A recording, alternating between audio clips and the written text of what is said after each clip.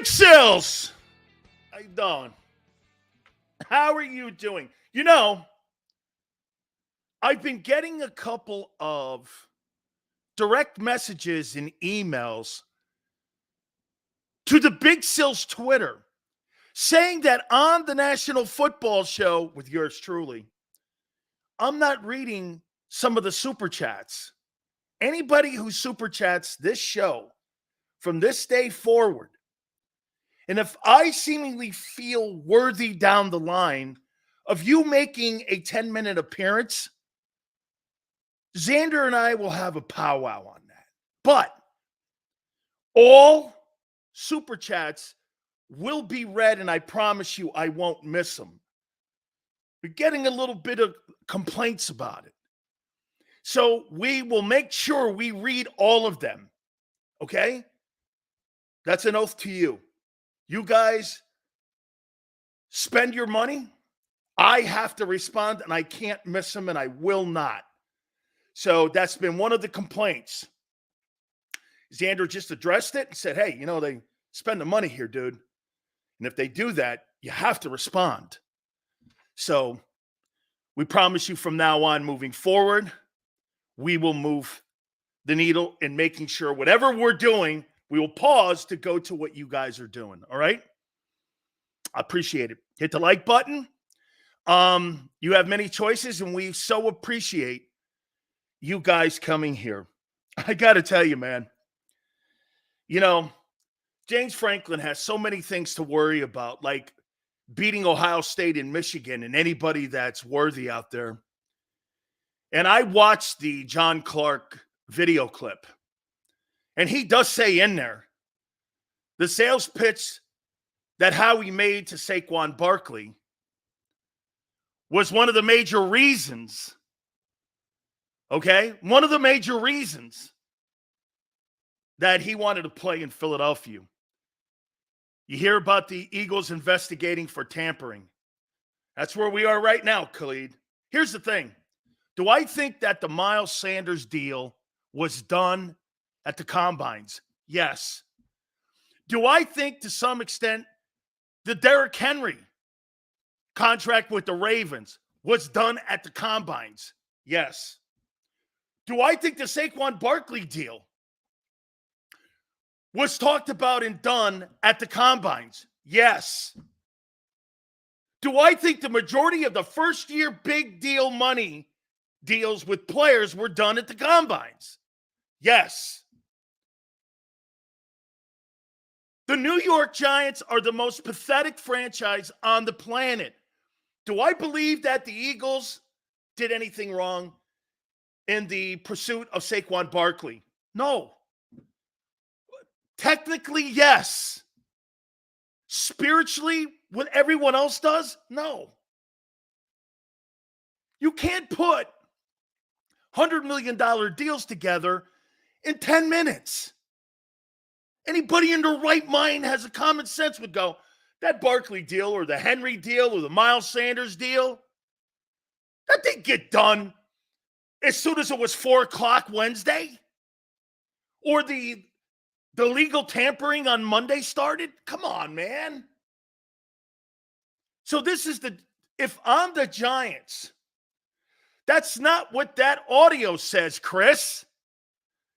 There's no proof of that. There is proof of James Franklin saying Saquon Barkley told him that Howie's phone call to him and pitch was about Penn State and Eagles. It's on the video. You hear it. So what you're saying is not true. There's no truth to that through the agents. You got a head football coach at Penn State. Again, I'm not against the Eagles in this one or Howie. I'm not. This is more about the Giants not being able to get anything for the guy. Now they're trying to get something for the guy in a bullshit way. If I'm the Giants, I pursue this thing as much as I can too. You already look like you got egg on your face over this deal. Of course you're going to do this. The Giants let a guy who just made $13 million a year walk out the building for no compensation whatsoever. If you're them, you should do it.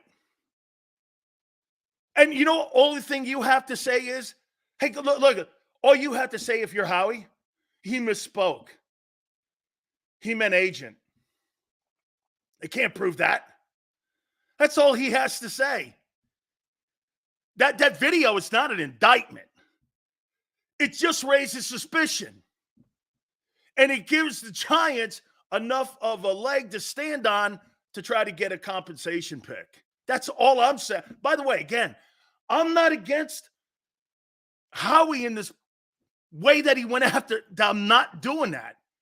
I just think it's the Giants' only hope of trying to recover anything for a colossal screw-up and letting a guy like that walk out the room. He was their best football player on their team, and they got nothing in return for him. This is the only way they could try to compensate something or appease some of the Giant fans. I mean, James Franklin. Yeah. Dude, worried about your Penn State team. You're not a very good coach. You can't beat anybody of significance. And, hey, you have a hell of a record versus Indiana. Against Ohio State and Michigan, I don't know. But I'll tell you what, against Northwestern and Indiana, wow, man, you're outstanding. You can make that thing go, baby. You can make a career out of beating Indiana and Northwestern and Rutgers. Congratulations, dog. And now you're throwing shit out there. And then, of course, you have, you know, and I hate doing this to former Paisan friends of mine, like Mike Florio. He's such a piece of shit, the way he goes about his business and narcs people out all the time. I hate that guy. I'll take that back. My aunt hates that word. I dislike that guy immensely. He and I just absolutely despise one another. And, you know, I'll give him credit. He absolutely posts my stuff, but man, I can't stand the man. I just can't. So, and Betty, I don't hate him. I despise him. Okay? Just telling you, man. Hey, so the Eagles tampering. We're gonna open a tampering investigation against the Eagles. You should have did that at the combines when everyone else was talking about deals they were gonna chop up. Okay? James Franklin. Hey, by the way, you know what? Can I say this to you? Doesn't this add a little bit to the Howie legend a bit? You know, doesn't this add a little bit to the legend? You know, wouldn't this add to the legend? Hey, you know, we make a couple phone calls before the deal. You know, we jump the gun a little bit. Everybody does it. This guy's like Al Davis. I like it. I actually like it, man. I actually like this thing. Hey, Roseman's cutting deals before the time. Okay, man, you know, maybe. Yeah, it's CJ. It's like ruffling the feathers. I totally dig it, man. Howie, a sneaky SOB. Sure. That adds to your legend. Hey, you better watch out. Roseman's going to get there before you. You better watch out. Howie's a sneaky guy. He may be working a deal. Hey, you know what it does? It kind of paints him as a villain around the league. Look out. Here comes Roseman. Roseman called you? Why did Roseman call you? Who's he at? Who's he looking? Who's Howie pursuing now? I like it. Keeps you on your toes. It's kind of like a Patriot thing. All of a sudden, headphones go off on the visitor side during a ball game, or the headphones up in the coach's booth goes out, and mysteriously, only the Patriot side's on. That's why that rule got changed. Well, when one side goes out, the other side, They have to shut theirs off too. That's a hey, Patriots kind of like, going down that fine gray line. Ski mask Howie. I like it. Hey, I want to address something here. And James is our great poster of our clips on our Twitter page, which is blowing up. And we so appreciate it. James, you do a great job, dog. It's funny how people take clips and throw an indictment of what I say one day versus the other day. I never told you I was in favor of Saquon Barkley being a number one priority in free agency. And I've made that statement, and I even said it yesterday. But what I did do was that the organization, they pivoted at two positions. So you have to give them credit for that. That's the context of what I was saying on how they changed their mentality and the front office has changed. How he pivoted. Or as Senor would say, how he flip-flopped. The entire organization flip-flopped on safety and running back. So if you say I flip-flopped, so did your GM. So did your GM on the safety position. They flip-flopped. How do you not report that? How do you not bring that up? Right? I mean, he flip-flopped.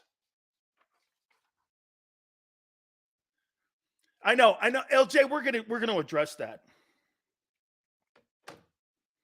I got to ask you something before we get into the topics about Hassan Reddick. Now that you signed Bryce Huff, Hassan Reddick has to be traded. You can't have two edge rushers who can't stop the run. You just can't. Or you keep those two guys, and if you do this, you want to go to a 43 where you go out and get who's playing? Is Brandon Graham starting? If you trade Sweat, you only have Brandon Graham as a defensive end. You can't put Nolan Smith out there. Are you playing a 34? You don't have enough linebackers to play 34. What's the defensive front going to be? You cannot play a 34 with the group you have right now. You don't have enough good players. So you're obviously going to be a 43. So you're going to trade away your most complete defensive lineman in Josh Sweat, and you're going to keep two guys who can't play the run and play a 34? Anthony says Fangio runs a 34. Who are your four linebackers, Anthony? Name them. Bryce Huff, Zach Cunningham, Nakobe Dean, and Nolan Smith? Or it's Bryce Huff, Zach Cunningham, Nakobe Dean, and Hassan Reddick? Who are your two defensive ends? Brandon Graham and who? You don't have enough people. Okay, so Flexen says Sweat's gone. Brandon Graham, and who's your other DE?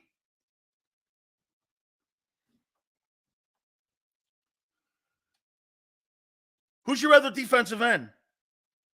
And where I'm going here, why hasn't somebody offered the Eagles or offered Hassan Reddick a contract yet? There's been a lot of money thrown around. There's been trades. There's been all kinds of movement. And if he's so elite, why hasn't anybody bid? Where's the market? Where's the market for Hassan Reddick? If this guy's so elite, how come there's no takers? I got to tell you this. Bryce Huff got $17 million. You're telling me that Hassan Reddick can't get 18, 19? He's been more productive. Or is he just waiting?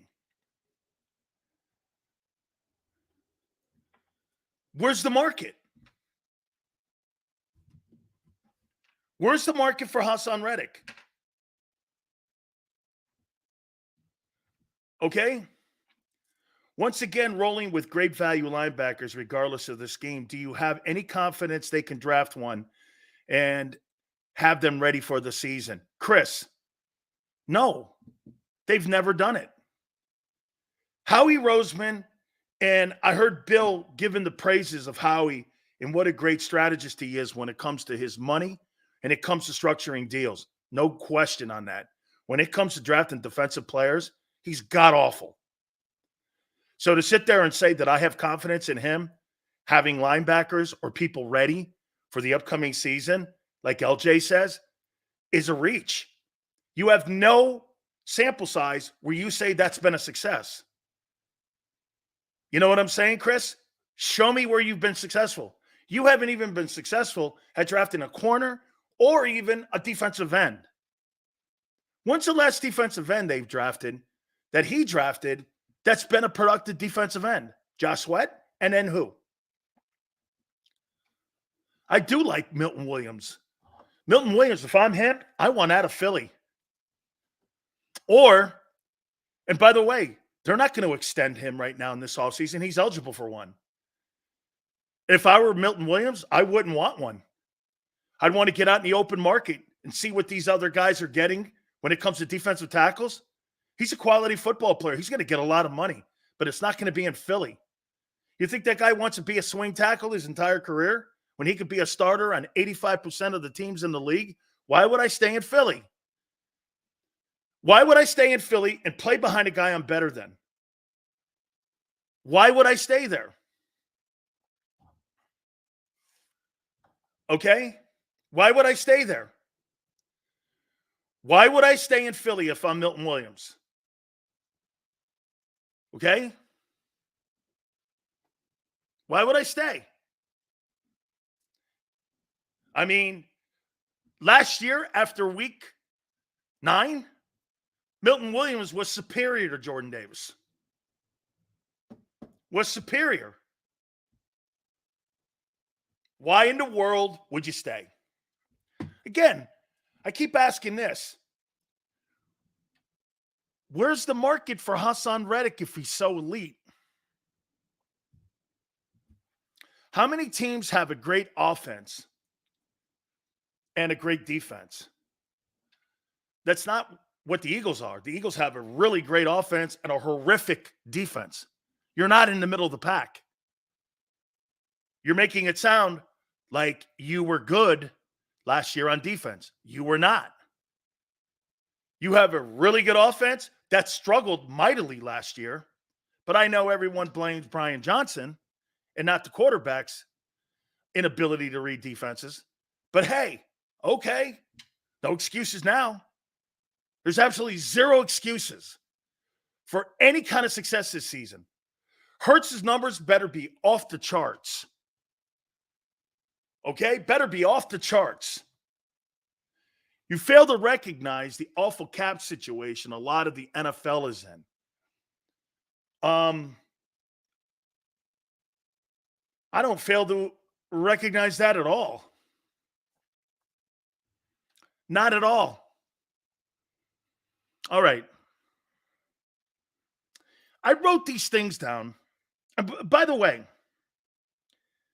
let's put this out here when it comes to how we're going to look at Saquon Barkley. Just for me, what expectations do you have for Saquon Barkley this year as a member of the Eagles? Curious. What expectations do you have at $13 million? And for the first time, an investment. A huge investment at the running back position. Mike says 1,200 yards and 400 passing. 1,600 yards in total offense.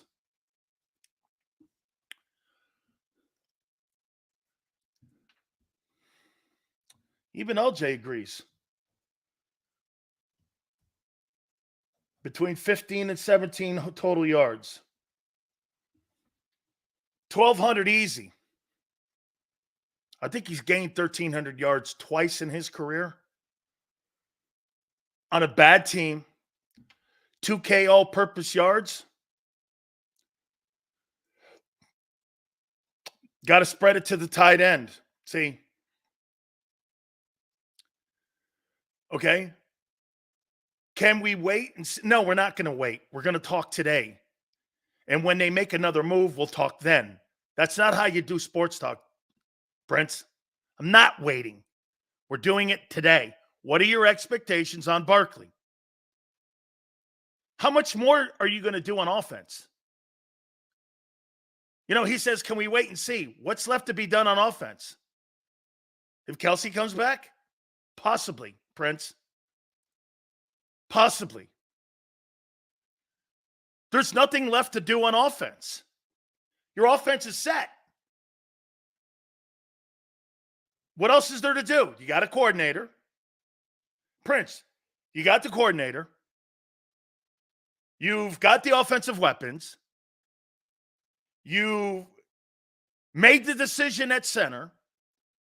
You have to address the right guard probably, but you did last year with Steen. WR3 has to be addressed, but they just did that with the guy from New England, didn't they? Hold on. I mean, when you was talking about, they're not putting in a fullback, dude.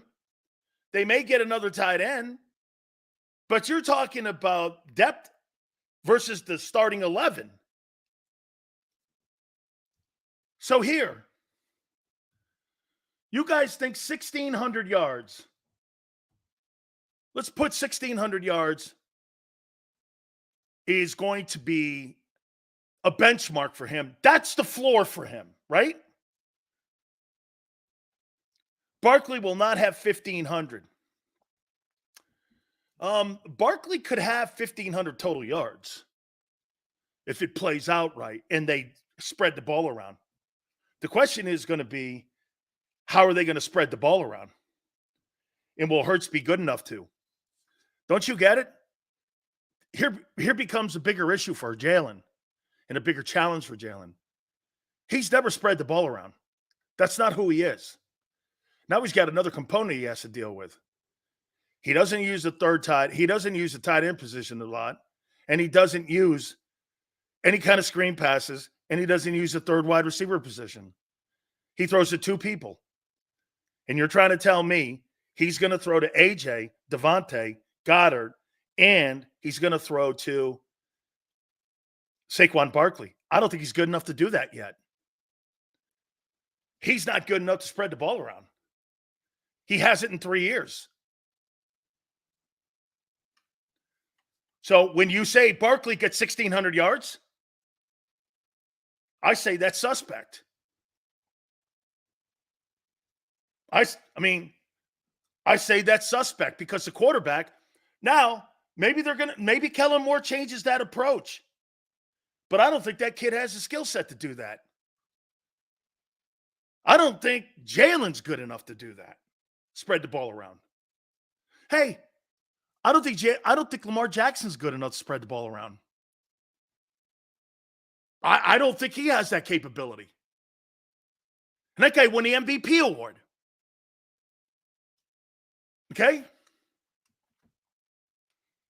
I don't think Jalen Hurts is good enough for all the talent that they have on that team.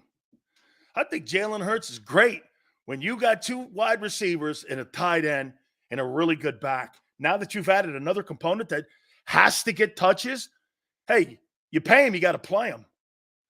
And, dude, just getting 900 yards rushing and 900 yards receiving, that's not going to be good enough to win ball games. You heard Keith Byers say yesterday, DRC Turner, why so much negativity? Can't we wait and see?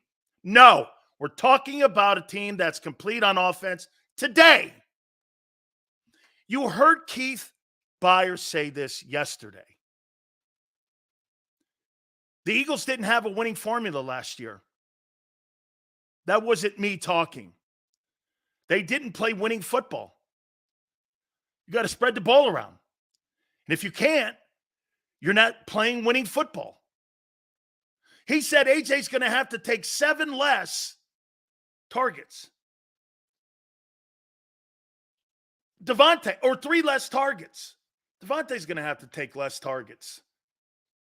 Goddard's going to have to take less targets. Barkley's going to have to take less targets. That's winning football.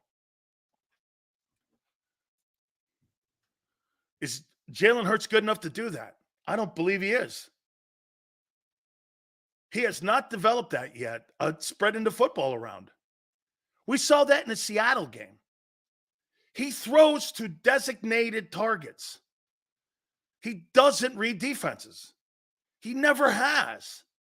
He's an RPO quarterback trying to become a progression reader, and he's not. Sills, we've seen him spread the ball around in the Super Bowl. Brian Johnson was horrible. I see Hurts doing a great job because of Moore's game plan.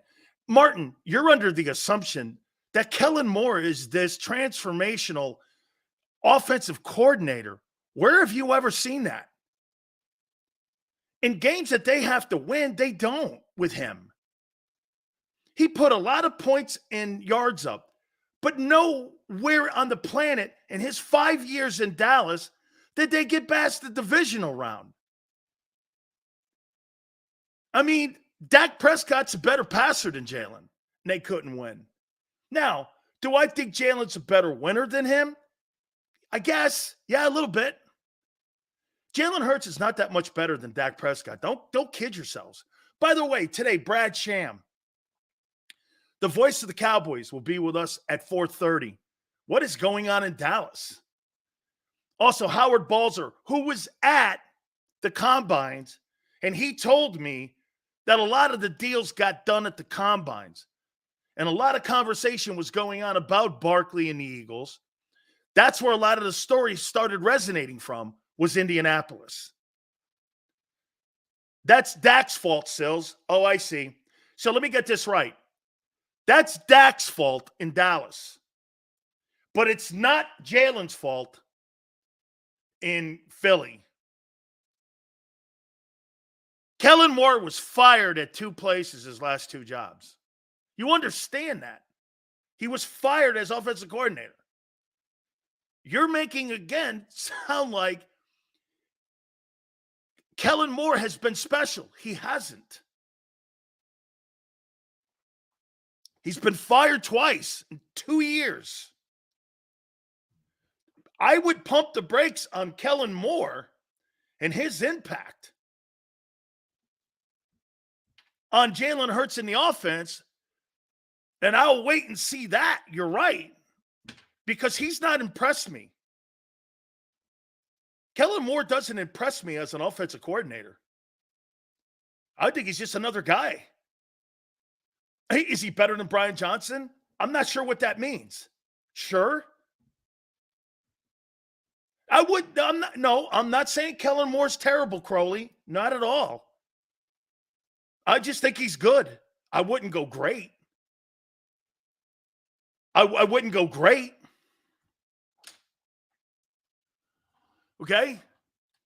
Kellen Moore's been fired twice in 2 jobs.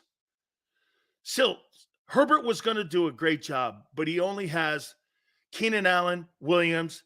They got hurt early. And Austin Eckler, they also had in the backfield. And a pretty good offensive line. Okay? And I didn't see the Chargers playing great football last year, even with Herbert in there. And the team follows me on Twitter, and I happen to be pretty close to the ownership group. And I know the Spanos family. And they were not happy last year with the offensive output with Justin Herbert early on in the season. So, I mean, okay. Let me just say this to you. The Chargers were not impressed with him. They went out and got Harbaugh. Harbaugh is impressive. 44-19-1. A Super Bowl appearance. Took a guy like Colin Kaepernick to the Super Bowl. Went to a couple NFC championship games. played the game 17 years. Jim Harbaugh's impressive. That's an impressive guy. Okay? You're damn right, Reyes. No excuses, dog. You're either winning Super Bowls, getting to NFC Championship or AFC Championship games, or you're not. That's right, man. No excuses. And when you can't get out of the divisional round, I wouldn't be toting somebody and saying that, well, Kyle Shanahan's overrated. Well, then what is Kellen Moore? Overrated too? Because he can't get out of a divisional round with his offense?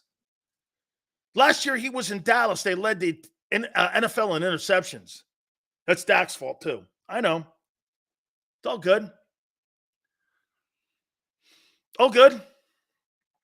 1996 says Chargers will be in the AFC Championship game within 2 years. That's a good take. I would say this to you, that they got a lot of decisions that have to be made, and I think some of those cap issues may stunt the first year of Jim Harbaugh, because there's a lot of cap issues on that football team that they still got to weed through. Okay? I mean, they still got a lot to do. Harbaugh choked in the Super Bowl. Really? What'd your guys do in Arizona? What'd they do? Choked up a 10-point lead, didn't you? I love how you guys throw stones across the bow at the same shit that happened to you. I like that. Damn right, no excuses. Damn right, no excuses. None. I think they thought Hurts to trust his eyes when he got, I didn't get a chance to read that. Kellen Moore is an offensive guru. What's he a guru on? What's he done that made you go, wow, he's a guru? What's the guru? What's he done special? And if he has, maybe I missed it. Okay? It's funny. Crowley goes, Shanahan also choked a 10-point lead. Does he suck? He's a play-calling head coach. Your guy's a puppet. Okay? Your guy's a puppet. He actually has a job. He's the head coach and play caller for the Niners. And he's hanging around the rim right now. Your guy was just about fired. Let's put the context in there. And get this. And I don't think Kyle Shanahan, hey, here's a question I have for the Niners. Hey, Niner guys, Niners all damn day? Hey, man, you got to close the deal here. You got to get home. Enough. There's more pressure on you than any team in the NFL this year. You got to win, dude. Or get this. It's time to move on from him. It's not time to move on from Brock Purdy. It's time to move on from you. Because you ain't cutting it, guy. You can't keep showing up to the test and not pass it. You got to get there. Hey, you know what's crazy? The pressure that the Kansas City Chiefs put on the rest of the league to catch up with them, I love it. You should have pressure on you. Look at what the Eagles are doing. They are trying to do everything in their power to catch up with Kansas. Look at what they do compared to Kansas City. Look at the money that the Eagles spend versus the money that the Kansas City Chiefs don't spend. Because you know why? You have to overspend just to stay in the conversation with the Chiefs, because that quarterback is so superior to not just Jalen, everybody else in the league. That's how far ahead they are in salary cap than you, in player talent. The Kansas City Chiefs, does their offense have more talent than the Eagles? Not close. The 49ers, not close. Do they beat them in Super Bowls? Yes. Why? 15. 15. You have to spend $13 million on a running back, $25 million on a wide receiver, a first-round draft choice in Devonta Smith, $15 million in a tight end just to be in the ballpark with the Chiefs because 15's greatness. They don't spend that money. They have a tight end and Mahomes. And the rest are dudes. On offense, it's a tight end and dudes. Hey, 49ers also. Mahomes would be undrafted if he had the Eagles offense. Undefeated. Excuse me, Nick. Thank you. Mahomes would be undefeated if he had the Eagles offense. And Nick, the Eagles wouldn't spend that much money if they had Mahomes because they wouldn't need to. You feel me? They wouldn't need A.J. Brown if Mahomes played in Philadelphia. They would only need Devontae. They wouldn't need Saquon Barkley if he played in Philly. They would need either Devontae. They wouldn't need Goddard because Goddard can't stay healthy. They would need that O-line because he's got a pretty good O-line in Kansas City. Creed Humphrey's a great player. Okay? That guy changes the room that other teams have to spend. Dude, the Baltimore Ravens had to get Derrick Henry in the building. Why? Because Lamar Jackson's not enough to win in a game that matters against Kansas City. Do you understand what we're saying here? Is that there's very few teams in this league that can hang with Kansas City when it comes to money and it comes to winning. They beat everybody. They spend the less money and they beat you when it matters. Look at the two rosters they've beaten in the last 2 years. The Philadelphia Eagle roster of 22 and this just previous 23 San Francisco 49er roster. And they had the lesser players. You have to overspend just to get in a game with them like that. That's the hidden value of Mahomes also. It's why you pay him $500 million. It's not that he's one of the generational players, but the amount of salary you don't – look at the money that Howie spends on offense. They don't spend that money on offense in Kansas City. They don't have to. Why? 15 affords you that. Dude, I'm not even talking about the winning here. I'm talking about the winning at the cash register. They don't have to panic. They can get rid of Honey Badger. They can get rid of linebackers because the quarterback is that great. Okay? I mean, there's only one Mahomes, though. Literally every team. Yes, LJ, yes. That's my point. Cincinnati has to spend money to hang in there with Kansas City. I'm not really just talking about how good he is.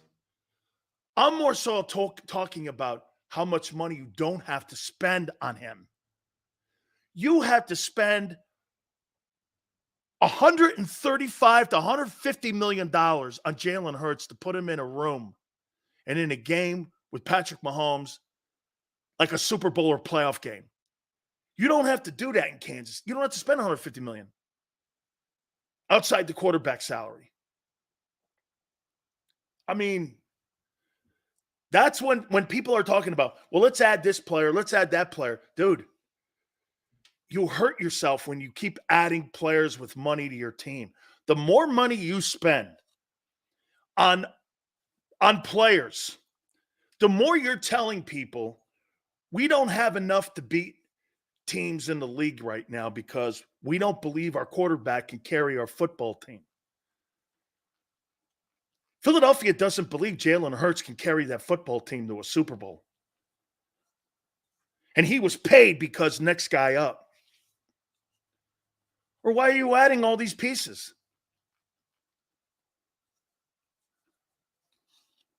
And I think that's what Dallas is seeing now. Hey, we can't keep adding people like Derrick Henry, another $10 million.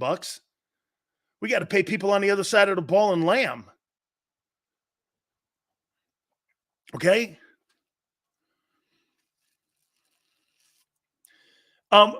LJ goes, Barkley's cap hit is 3.5 this year.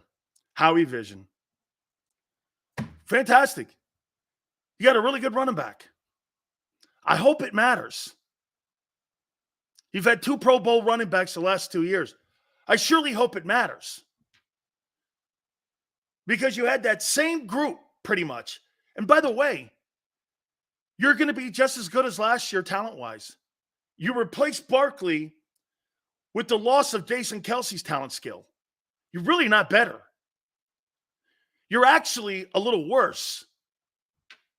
Would you rather have Saquon Barkley or would you rather have Jason Kelce in your offensive huddle? Who would you rather have? The all-pro center, best in the league? Or a running back you're not sure is going to give you 17 games? And is going to help you in pass protection? Who'd you rather have? Barkley or Jason Kelce?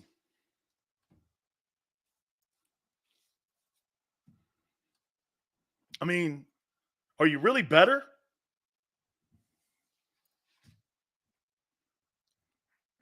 And here, let's do this one. Who do you think benefits more this coming season with their superstar running back addition? Lamar Jackson or Derrick Henry or Hurts with Barkley? Assuming Devonta has another 1,000-yard season, how much would you pay him? I'm moving off A.J. Brown, and I would pay him $25 million. I would pay Devonta Smith $25 million. But I'm not paying. Now, Howie may do this, and the Eagles may do this because he's been such a great pro. They may front load it and have that cap hit not be enormous again. And Jeffrey Lurie and Howie pay him and figure out how to keep both of them. And get this. 2 years ago, I said that shit never happens. Well, I've been proven wrong by this guy because of the cap hits that he has. He may figure a way to keep both, or at least for a year. Let's not forget Kansas City has a great coach, play caller, and defensive coach to support Mahomes. Our problem is coaching and Howie's pride. Prince? Spot on. By the way, Prince reminds me here, too, that the Super Chats, Xander just got on my ass about it. And guys, thank you for letting him know and me know that I've missed some of the Super Chats. So if you guys send the Super Chats, I will always hit on them. And that's my mistake, and I apologize. Okay? Just so you know. Okay? Just that always be taken as a priority from now on moving forward. I don't want to have anybody feel slighted in any way that you guys, you spend that kind of money and all of a sudden we're not able to, come through for you on that. So we apologize for missing some of them. Still got $40 million to spend. Kind of crazy. Awesome. Sills, we've seen Smitty when he was the main guy. I like him paired. Yeah, man, it got to get to a point, though, man, where let's see if he could be a number one, no? Yes, you do. That's why I stopped. I'm sorry, Prince. I apologize. Okay? Benefits Eagles of Hurts is a running threat again. God forbid. Can you imagine if they put that RPO? Hey, Nick, that's really a great take. Nick, can you imagine if they put that RPO in and you got Jalen Hurts and Saquon Barkley running the ball? I'll tell you what, man, that is scary. If they put that thing back in and they put those two guys together, and you've got those two guys on the perimeter, and you got that offensive line, and they can get that ball spread around, and they can do all that, that's a lot to ask from Kellen Moore and Jalen Hurts. Okay? That's a lot. Chris says pick up the $15 million option. They're going to do that. Chris, here's why you do that. Dude, I haven't even got to my topics yet. Holy cow. Here's why. Do not extend Devonta Smith. Do not. And I can't think his people want to. If I was Devonta Smith, I would not want a contract extension. I want to see what CeeDee Lamb and what Justin Jefferson do on setting the market. Let me see what their salaries are. Why would I jump ahead of two guys who could set the market ahead of me? And you pick up the fifth-year option of $15 million for the 25 season. Let me roll into it. And then you let me roll into the offseason next year, into the 25 offseason, and let me roll into that, and we'll figure out what the number's going to be. He's got plenty of time. If I'm Devontae, I do not want an extension. Not before Justin Jefferson and not before CeeDee Lamb gets that number out there. What if those guys are making $29 million and you sign for 23? You didn't wait long enough. You didn't let the market settle. Hey, Big Rhythm, I apologize, man. Really, Xander said something to me about it. He goes, hey, Sills, you're missing a ton of these super chats, and that's really a kudo to you that people are doing that. So when they put that out there, make sure you're hitting on them. And so we're going to be doing that. So Xander got on my ass about that a little bit. So thank you, Big Rhythm. I appreciate it because believe me, we appreciate it. So I want to make sure you guys know that. Even if it's shitty, Prince, LJ, and some of you other guys, even if it's crappy, okay? Self-deprecation sometimes is not the worst thing in the world for Big Sills. Can't pay a quarterback $50 million and a wide receiver $30. Well, you're paying one now $50 and the other guy $25. But the cap hits are low, especially Hurts. How he's making his list, he's checking it twice. Will he pick a player that's naughty or nice? Soul, I like it. Jefferson is the king. Sills hired me to super chat administrator. Thank you. Sills, do you think 7 games not on that NY field will help Barkley's longevity? Yes, I do. Bro, we need a line. We're going to get to the linebackers. I got them. Matt, thank you. Appreciate you guys. Please hit the like button here. All right. Who benefits? Will Hurts benefit from Barkley more, or will Lamar Jackson benefit from Derrick Henry more?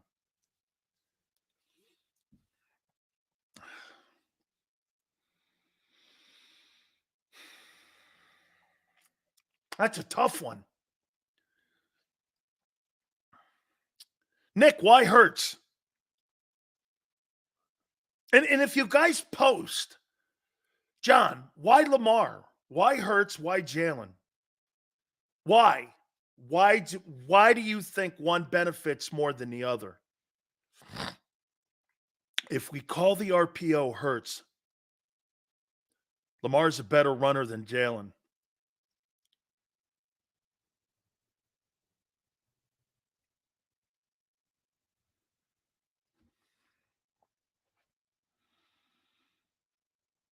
More weapons.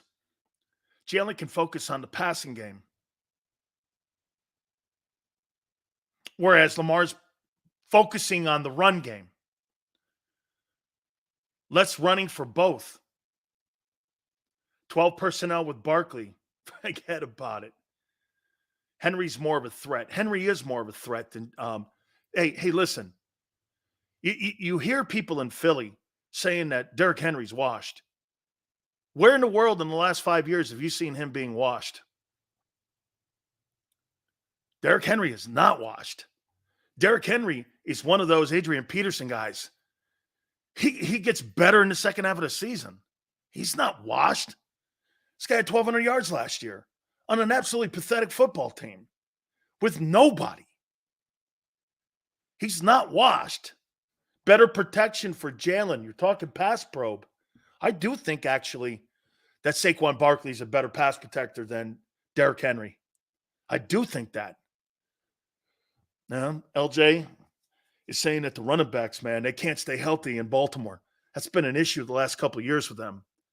It has. 1,200 rushing yards is washed.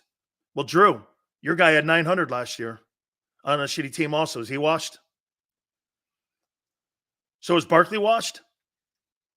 He had 900 yards. And he played in as many games. And Derrick Henry had just about as many carries as Barkley. Is he washed too? So which is it? Henry's washed, but the guy who had lesser numbers is not? Okay. Sure. Ravens losing Queen. You know what? We're going to have an NFL playoff conversation about some teams out there. Okay? Barkley was self-loaded managing. Maybe. All right. There's still some work to do. Top of the hour, we're going to look at where I think the Eagles are going to go in the linebacking position and what they're going to do. Did I write these guys down? I did. Okay. I wrote this down here. There's still work to do for the Birds. I put a worksheet together here. And I think the remaining names, how about this? Do you think there's any remaining names in free agency right now that interest the Eagles? I looked at the list and I went, pretty underwhelming. You know what I mean? Either old or old and expensive. Are there any names out there that jump off the charts and you go, gotta have them? Devin White, I told you my issues with him. He plays when he wants to, and he doesn't play all the time. Okay? His first 2 years, I think he was pretty good. But then after that, he's been spotty because the team's been spotty. Simmons, 31, I don't know. There's a lot of old guys out there. A lot of old guys. Before I get to the job, let me ask you this about AJ. One thing I want to throw at you guys. So Calvin Ridley gets almost $100 million, and he's 29 to the Titans. And AJ Brown, they traded him because they didn't want to give him 4 years and $100 million. Is that an indictment on AJ Brown that they just don't want to deal with AJ Brown? Or is that the Titans recognizing their mistake by allowing AJ Brown to walk out the room? It's one or the other. Okay? It's one or the other. And I'm not saying I wasn't in Tennessee, and I personally don't know a lot of people in Tennessee. Is that the Titans doing kind of a little bit what Howie did when it came to Gardner Johnson, recognizing a mistake they made? Because they're basically, he's 29, and you had A.J. Brown at 24, and you didn't want to pay him $6 million more than what he got in Philadelphia. Okay? I mean, is that more about the Titans and not getting it right? I think it's more about the Titans. Look, you know what? I kid around a little bit about A.J. Brown, and I call him A.J. Owens and all this shit, and he's a diva like every wide receiver in the league. At the end of the day, he's not been a horrible teammate. Okay? He hasn't done a Antonio Brown bullshit. He's not that guy. Okay? He's not Chad Johnson even. And I didn't think Chad was awful. Okay? So, I mean, he's not been over the line. Let's just say that. So I think this is more about the Titans. Okay? It's more about the Titans and their incompetence that they had in that front office at the time when they let him go. And I know Mike Vrabel didn't want him to go. Mike Vrabel was a guy who did not want him to go. So that's a little bit more, okay, of I think a Titans thing. Because I see people putting that out there going, is it an indictment? And you know what? And I phrased it that way. What does it say about the Titans giving Calvin Ridley that money and not giving A.J. Brown? Now, some would probably lead you to believe that I think that that's an indictment on A.J. Brown when I don't. I think it's more of an indictment on the Titans. And the Titans recognizing their mistakes that they made. Des, C.J. Mosley just signed a contract extension with the Jets. I was hoping that because of the relationship with Joe Douglas and with Howie Roseman, I was hoping that you could potentially work something out and you could try to get that guy down in Philadelphia because I like C.J. Mosley. He's a young player. He's a good football player. You know, there were talks during the trade deadline last year, during the regular season, that the Jets were willing to potentially move from him. And I was like, well, I'd like him all night long because that guy's a good football player. Yeah, Richard, they fired the GM, and then at the end of the year, they ended up firing Vrabel. They fired Mike Vrabel. So, I mean, you got to look at, it's got to be the front office of the football team. And now they're moving off of Ryan Tannehill and Derrick Henry, so they're starting over. I mean, I don't know what they're doing in Tennessee right now because they got a long way to go digging out of that hole. AJ and Alshon aren't even close in talent. AJ, talent-wise, is way better. Alshon Jeffries, I thought, was a good player. AJ Brown is an exceptional player. Rico, thank you for coming aboard, brother. I'll tell you what, that new general manager, what's his name? For the Commanders. What's that dude's name? He's doing a great job down there, man. Adam something. Brand new GM of the Commanders. He's spending a lot of money, and they're very active right now. I think it's Adam Peters. Does that sound right? Adam Peters, general manager of the Commanders for Josh Harris. They're doing a lot of good stuff down in there, man. And they're spending a lot of money. Work to do. Should probably wait till the top of the hour. And also, my opinion on what they're going to do when it comes to the linebacker position. LJ's right. Football team needs a come-to-Jesus conversation on what to do with that position. And we got a direction that we think they're going to take. We're also going to look at NFL contenders and big questions in the offseason as they move forward. That list of linebackers, the tampering charges against the Eagles, are they serious? No. Because you're going to have the Giants to have to prove it. And that video is not going to be good enough. Because all Howie has to say is, no, he's mistaken. And James Franklin will probably go along with it. Oh, yeah, no, I meant the agent. Franklin will cover. James Franklin will cover for Howie. And then the Giants. See, the Giants have to do this. The Giants have to do this. Because they let that guy walk out the building. They just let that guy walk out the building. I mean, it shows you how pathetic the New York Giants are and how pathetic the fans are right now because the front office just allowed that guy to walk out the room. And then you had Mike Florio, of course, narking out the Eagles because Howie's doing such a great job.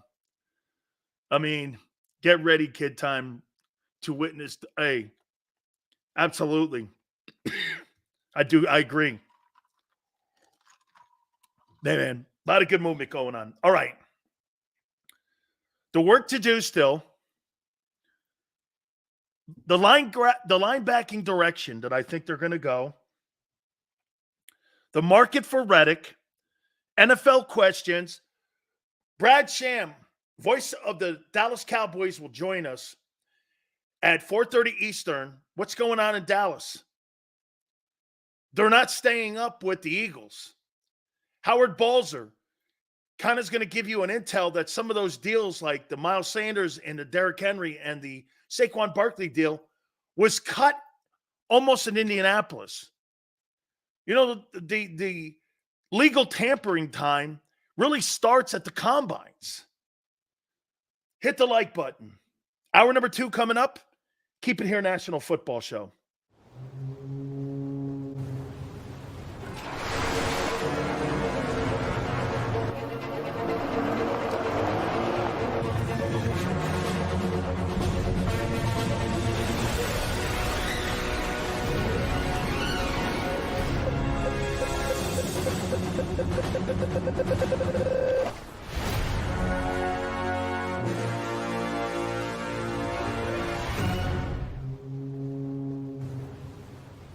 Imagine for a moment that you went to work today and when you came home, you were catastrophically injured. Your life and your family's life. That's what happened to union construction worker Mike Little. I was scared of what the end was going to be, but to be 100% honest with you, I knew I was going to be all right just by talking with Brian. In my heart, I just knew everything was going to be all right. Call the firm and find out why they say, "We got this." Call 215-458-2222.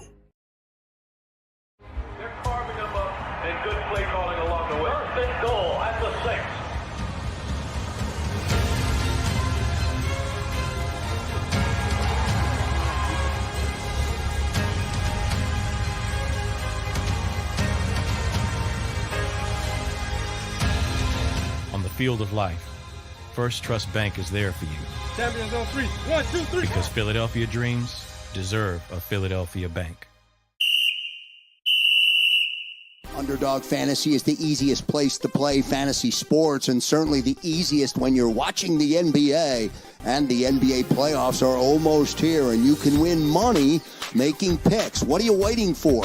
Sign up on underdogfantasy.com and use the promo code WIN. An Underdog will double your first deposit up to $100. That's underdogfantasy.com. Use the promo code WIN. Get ready for the NBA and get ready for the NBA playoffs. Go to underdogfantasy.com. Use the promo code WIN.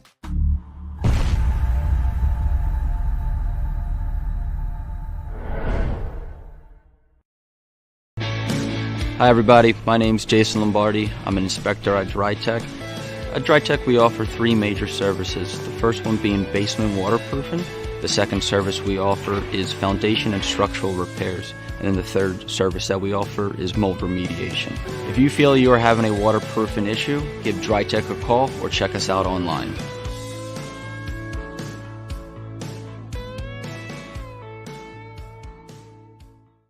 Do you stream on a Roku, Fire Stick, Google TV, or Apple TV? Now you can watch 6ABC 24/7 with the 6ABC Philadelphia streaming app. And the big story on Action News? Search 6ABC Philadelphia and start streaming today. EAGLES, Eagles.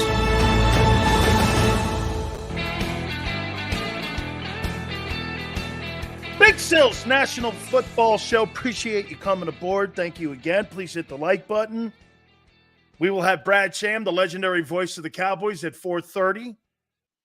Howard Balzer, Pro Football Hall of Fame voter. All City, Arizona columnist also for the Cardinals. He covers the Cardinals too, but he's a Pro Football National writer, so he will be with us. That'll be at 5:30. So one thing we'll throw out here right away. You think Jason Kelce knows he's coming back? You think he knows that? Or do you think he's fighting that right now? You think do you even think he knows that now? He's coming back. Or is he just trying to deny it a little bit? He knows it. Is he fighting it? Think he's fighting it? I mean, I think he knows it in his heart. I think he knows it in his heart. He's coming back for another season. That would be amazing. I mean, then you slide Jerkins back over to right guard. You have Kelce at center. Holy cow. I mean, you put that guy back in there, and you got him blocking for Saquon Barkley, and you got Landon Dickerson, Mulata, Lane, Kelce, Jerkins. That could be a fun year. You know, what offensive linemen love to do? They love the run block. Okay? They love to run block. Kelce bought a mansion in New York. Why would he buy a mansion in New York? He's an Eagle. He bought a mansion in New York. Oh, maybe he's going to get a job on CBS. He could. No sense in coming back. The Eagles are not built to win. They have holes all over the place. Agreed? I wouldn't say all over the place. I'd say on defense, you're suggesting. 80% Kelce, still a Pro Bowl player. Absolutely. 80% of Jason Kelce, he's 95% of anybody else in the league. Outside of Linderbaum, Ragnow, and Creed Humphrey. The rest of them, Kelce's still in that group. Okay? They have to shore up that defense. They definitely do. Okay. Here's the work that I say still has to be done. And then we're going to take a look at where I think they go with these linebackers, like LJ's been saying. There's still work to be done now. Really, there's not a lot of names left. I looked at the remaining free agents and went, does anybody jump off the board at me that makes me go, wow? And I say no. Something would have to be done in a trade if you're going to get a legitimate linebacker. And who's going to trade a 24-year-old productive linebacker in the league today? You're going to have to look at teams. Like, look, can I ask you this? And get this, 49er guy's going to hate Niner all day. What if you're the Eagles and you go to San Francisco and you go, and he's hurt, but it's not a knee injury? What year is Greenlaw? Big Dom and Greenlaw? How many years left on his deal? And I'm just spitballing here. You're not going to pay that situation, Greenlaw and Fred Warner, is going to be just like Roquan Smith and Patrick Queen. You're not going to pay both those guys. And Greenlaw's a hell of a player. Okay? Crowley goes, Greenlaw not coming to Philly, hard pass. Greenlaw is better than anything you had and is better than any linebacker you've had in the last 7 years. Hard pass on a guy who's better than anything you've had in the building. I like the way he plays, and I like the way he hits. Okay? You really think Greenlaw's he's a Pro Bowl player? Now, here, follow me. How many years left does he have on that deal? And Niner all day. That's right. They got to sign Ayuk.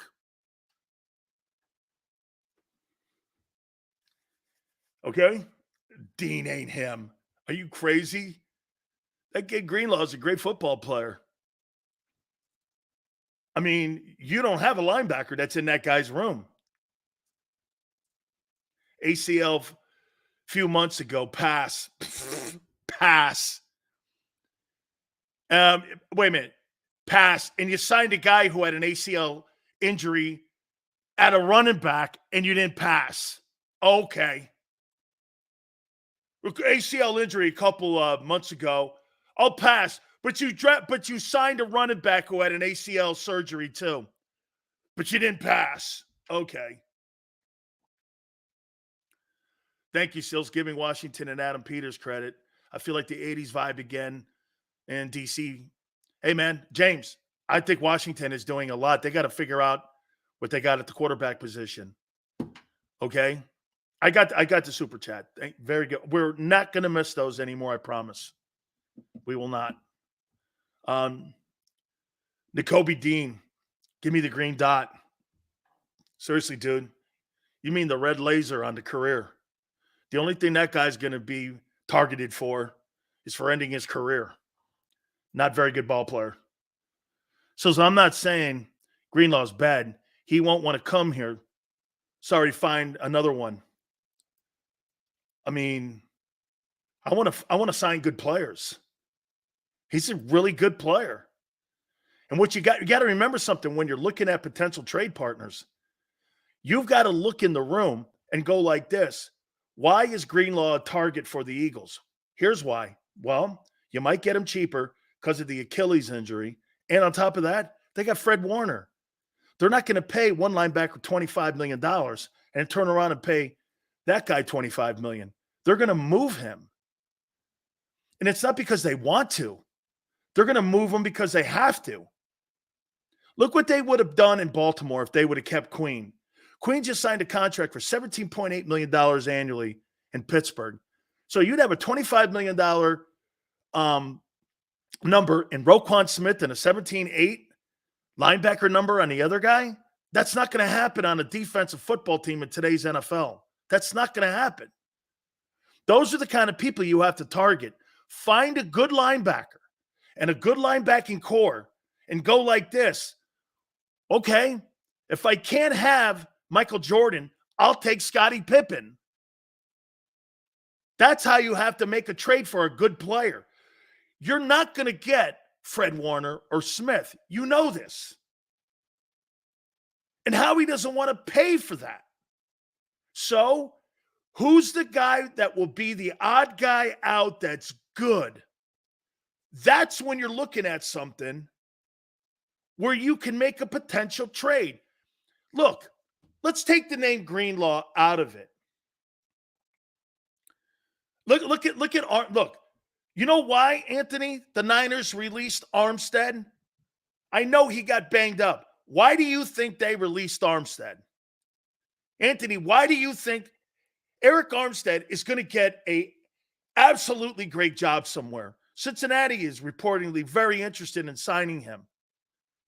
Why do you think that guy, Steve goes cap?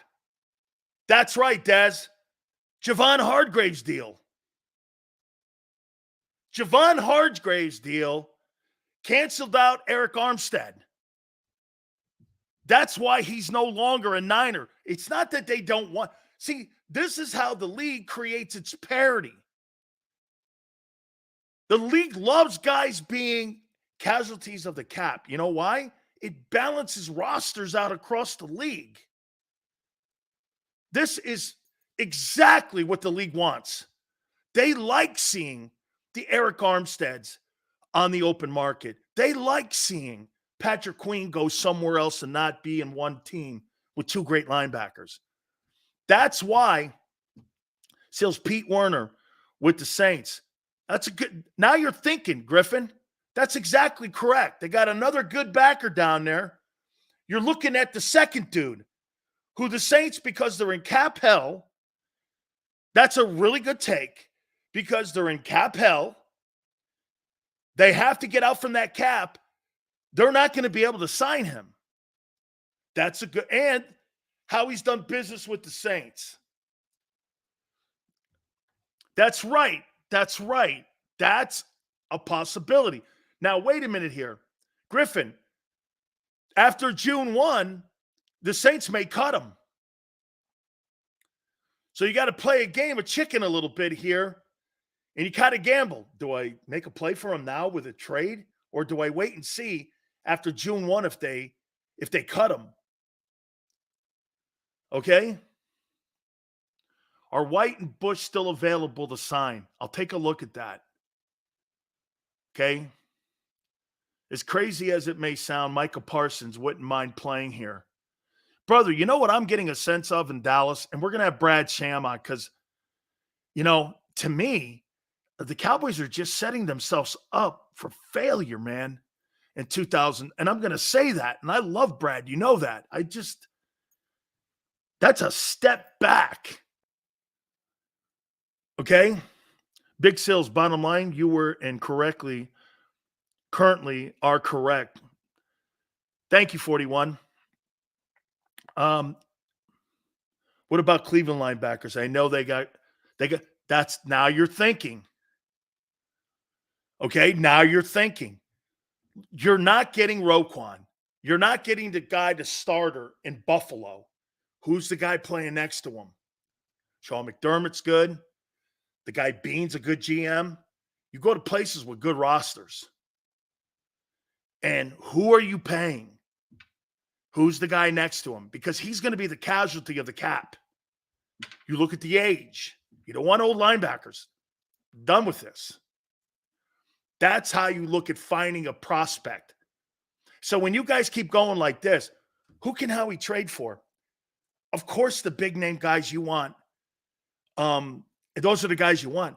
Those aren't the guys that are available. The guys that are going to be available are the guys that are going to be the casualty of the guy signing that contract. Like Greenlaw. Dre Greenlaw is going to be a casualty. And then when they start paying a quarterback, there's going to be a lot of casualties on that team. Hufanga will probably be a casualty. Okay? One of their corners. Over the neck, here. And I see what you're saying, LJ. We're going to address it. I promise. We're going to get to that here in a minute. Over the next 3 years after this year, 49er all day long, you're going to start seeing the 49ers acting like the Cowboys with exoduses of players that are going to have to be taken off that cap because you guys have paid and you spent money. And here's the thing. You haven't delivered. You've been more of a disappointment than the Eagles. On the amount of money you spent on both sides of the ball. You have been a disappointment. You've been to a couple Super Bowls, and you haven't cashed it in yet. You haven't cashed in the quarterback situation yet. And I think you got one more year on that. So this year here, 24, you've been more of a disappointment because you spent more money on both sides of the ball. Eagles have spent a ton of money on offense. You now have spent money on Bosa, Hardgrave, Warner, Hufanga. Eagles don't spend that kind of money at all three levels. They don't spend any of that money. And that's why Armstead's off the team. You spent a lot of money getting Trent Williams. You spent a lot of equity and money to get McCaffrey, Debo. It's been a disappointment, in my opinion. Huge disappointment. Hate to say, but Tone was right. I got to keep it real. What about that Owen Burke kid? Now, Marshall, that's exactly the profile of player that you're looking at. Those are good suggestions. Here, let me get to the work that has to still be done. Here on the team, A-Track says, Vic Fangio here, defense will be great. Gardner Johnson back. We straight Howie will draft linebackers, sign one. Also, Howie drafting a D-line, we straight. Howie can't draft corners or linebackers or defensive pass rushers. So I don't know what you're saying there, Marshall. I mean, not you, Marshall. A-Track is not right. He's not very good on defense. Okay. Hey, thank you guys for the super chat. By the way, I promise I won't miss them anymore. Okay.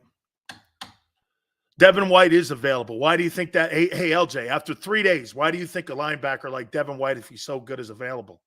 Because there's question marks on his effort. Okay? Because there's question marks.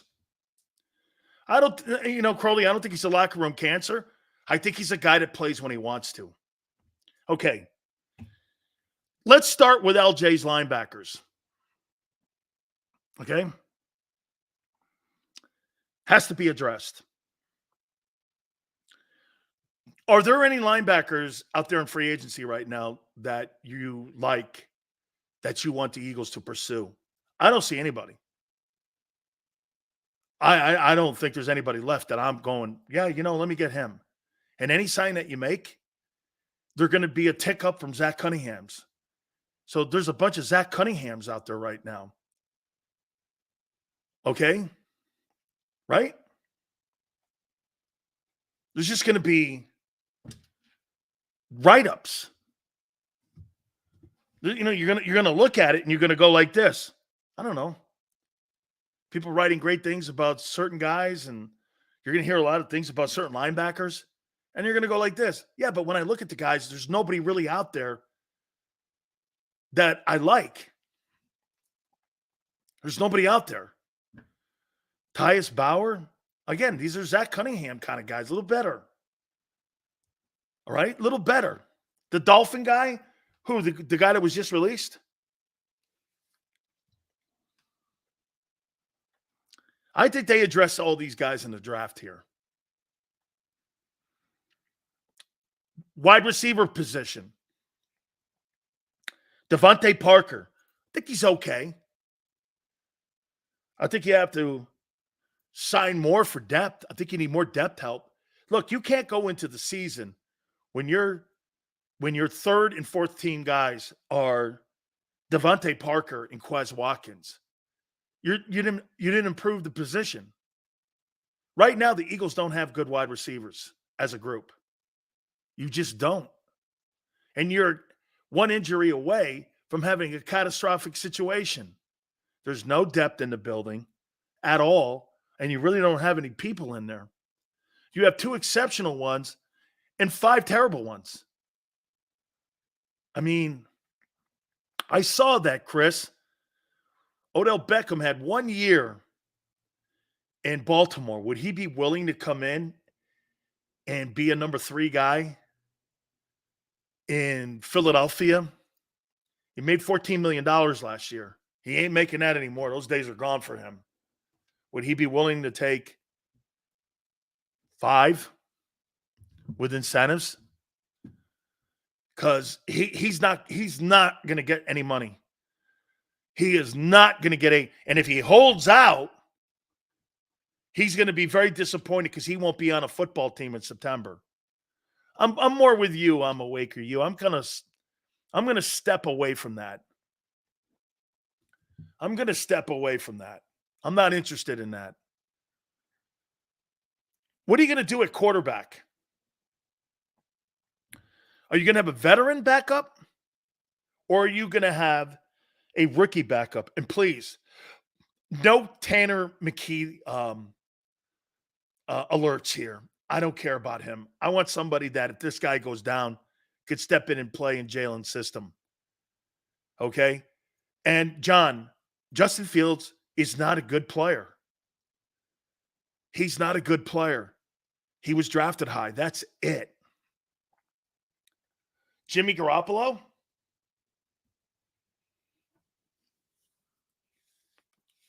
Super Bowl quarterback?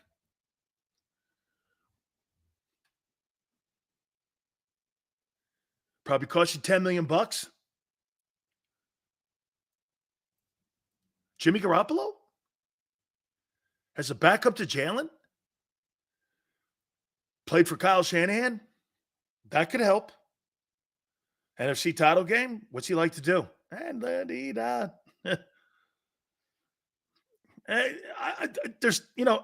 like Josh Jacobs a lot. Jimmy Garoppolo as your backup quarterback. That doesn't sound awful. That doesn't sound awful. Is Huntley a free agent? Because Tyler Huntley's going to make some money. I'd love to have him. Snoop's a hell of a player. I know a lot of people down in South Florida, they love him. I think if I'm not mistaken, he went to Utah and he played his college football there for Kyle Whittingham, who we've had on the program. I love him. I do, man. Hey, and you know what, too? You put him in a Wildcat and see what you can do with him. Maybe so. Hey, African Surf might cost too much money. Might be a $13 million thing that, you know. But then again, I think Huntley's not going to be cheap. Huntley's a free agent. Man, how much are you looking for? I'd love to have him as Jalen's backup.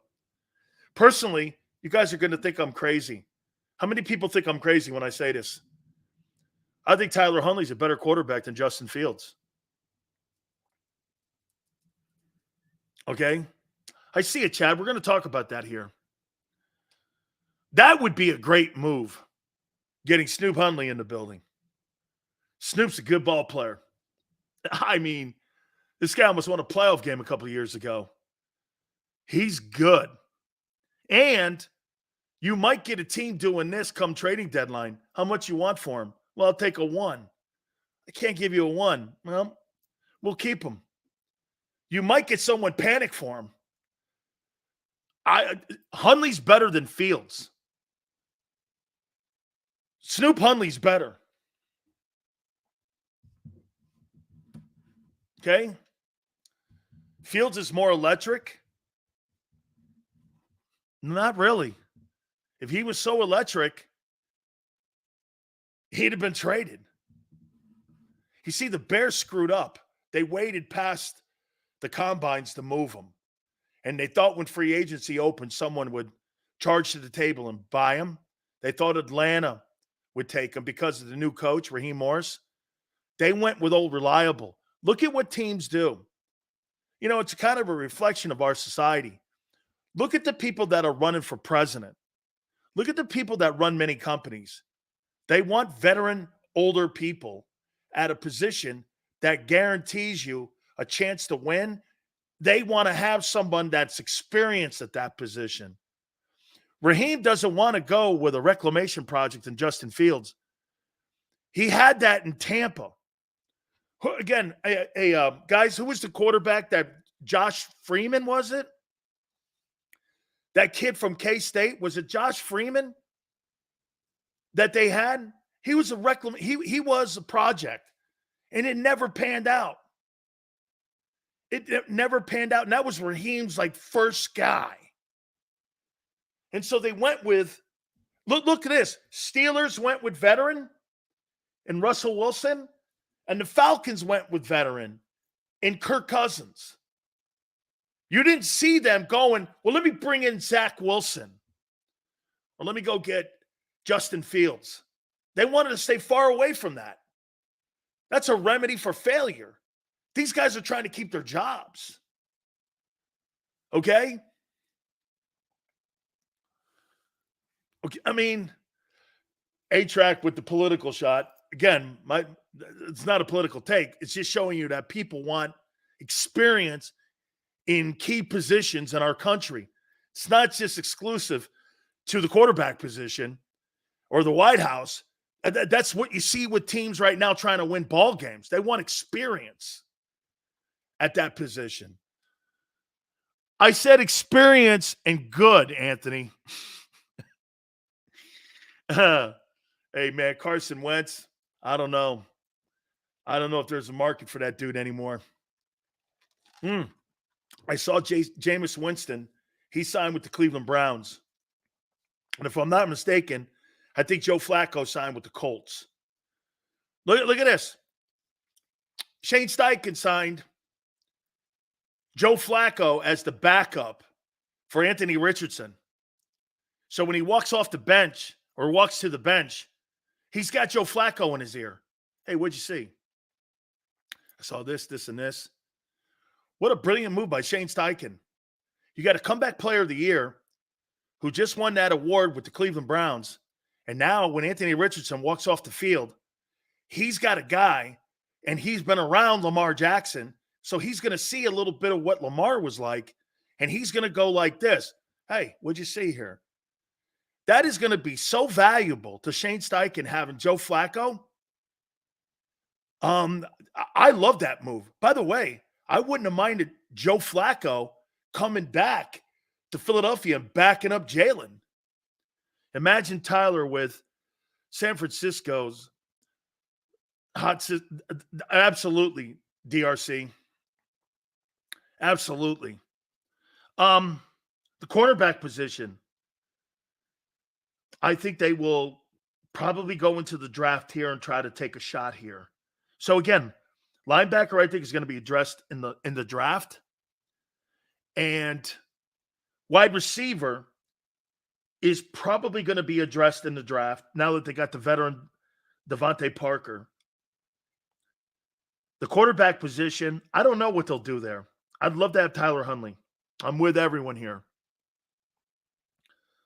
Quarterback probably in the draft. Okay? All right. So I wrote these 10 linebackers down. And I got an evaluation. Now let me say this to you. Okay? Dan Morgan played quite a few years in the NFL at linebacker. And I'm not going to tell you where he has them ranked. So I ranked my own list. Josh Dobbs would be a good thought too, death row. Okay? Josh Dobbs would be a good one too. So I wrote these down. By the way, I got a question asked the other day. Seals, you drinking whiskey? No, I drink root beer. So I mean, drinking whiskey? I thought I saw Hennessy in there. I don't drink during the day like that. That's not what I do. Sills, what's in the cup? I know you'd probably think it's Hennessy, but it's not. Big Sills is a root beer guy, believe me. So yeah, because someone goes, Sills, what is that, man? Is it whiskey or Hennessy? And I'm like, no, I drink root. I know someone's probably going like, what are you, 5 years old? I know. I'm a root beer drinker, man. I like root beer.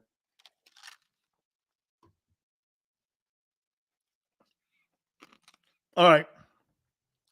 Here's the 10 linebackers. Pink cup. What, you got a problem with pink? What man has a problem with pink? Any man that has a problem with pink, I have a problem with. Okay? You don't see me wearing it. You see me holding it.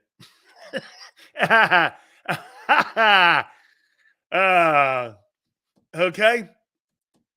No man should have a problem with pink. I'm not saying you wear it. I'm saying you hold it. There's to you. Okay? It's salmon. All right, let's go here. Sills' top linebackers. And I do agree with you guys. I think the more and more we look at where they're going in the draft here at this position. And from what Tracy Rocker said, and also Carl Dunbar, the Eagles had a lot of interviews with linebackers at the Combines in Indianapolis a couple weeks ago. As you all know, the last 2 months, I've been touting Edrin Cooper. 6'2", 230 A&M. One of the best linebackers in the country last year, actually last year and a half. Played in the Southeastern Conference. Can cover tight ends. He's a really good hitter. He plays a lot like TJ, but he's a better athlete. I love him. Number 2. Now, these are linebackers, interior linebackers. For like N'Kobe and not edge rushers.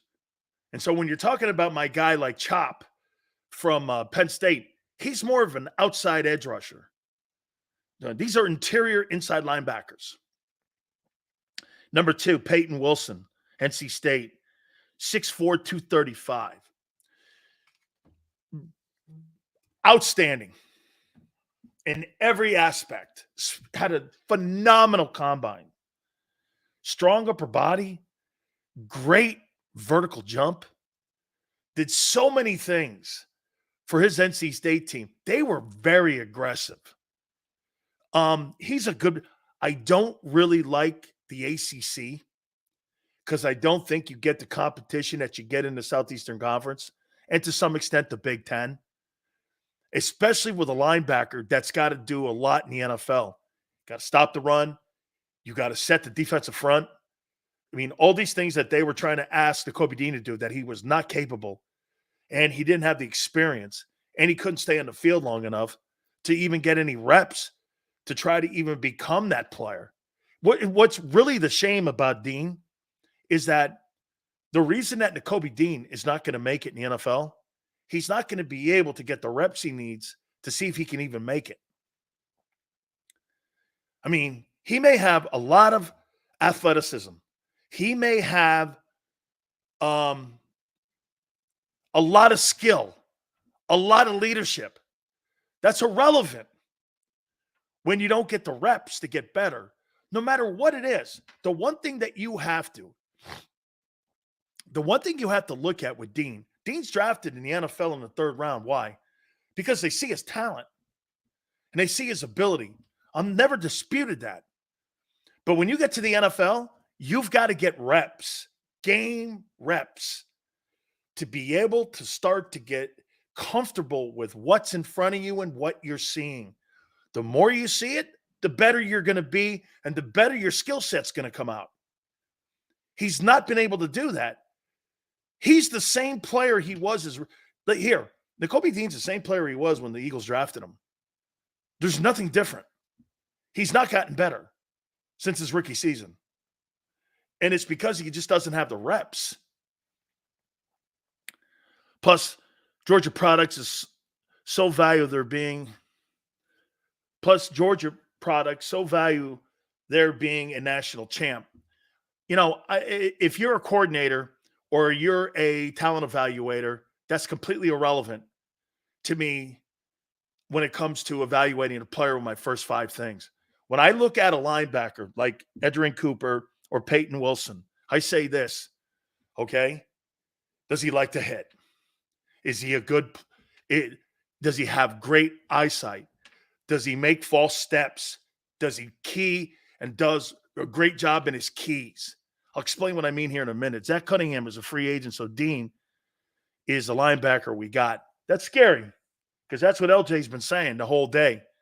That's a scary proposition.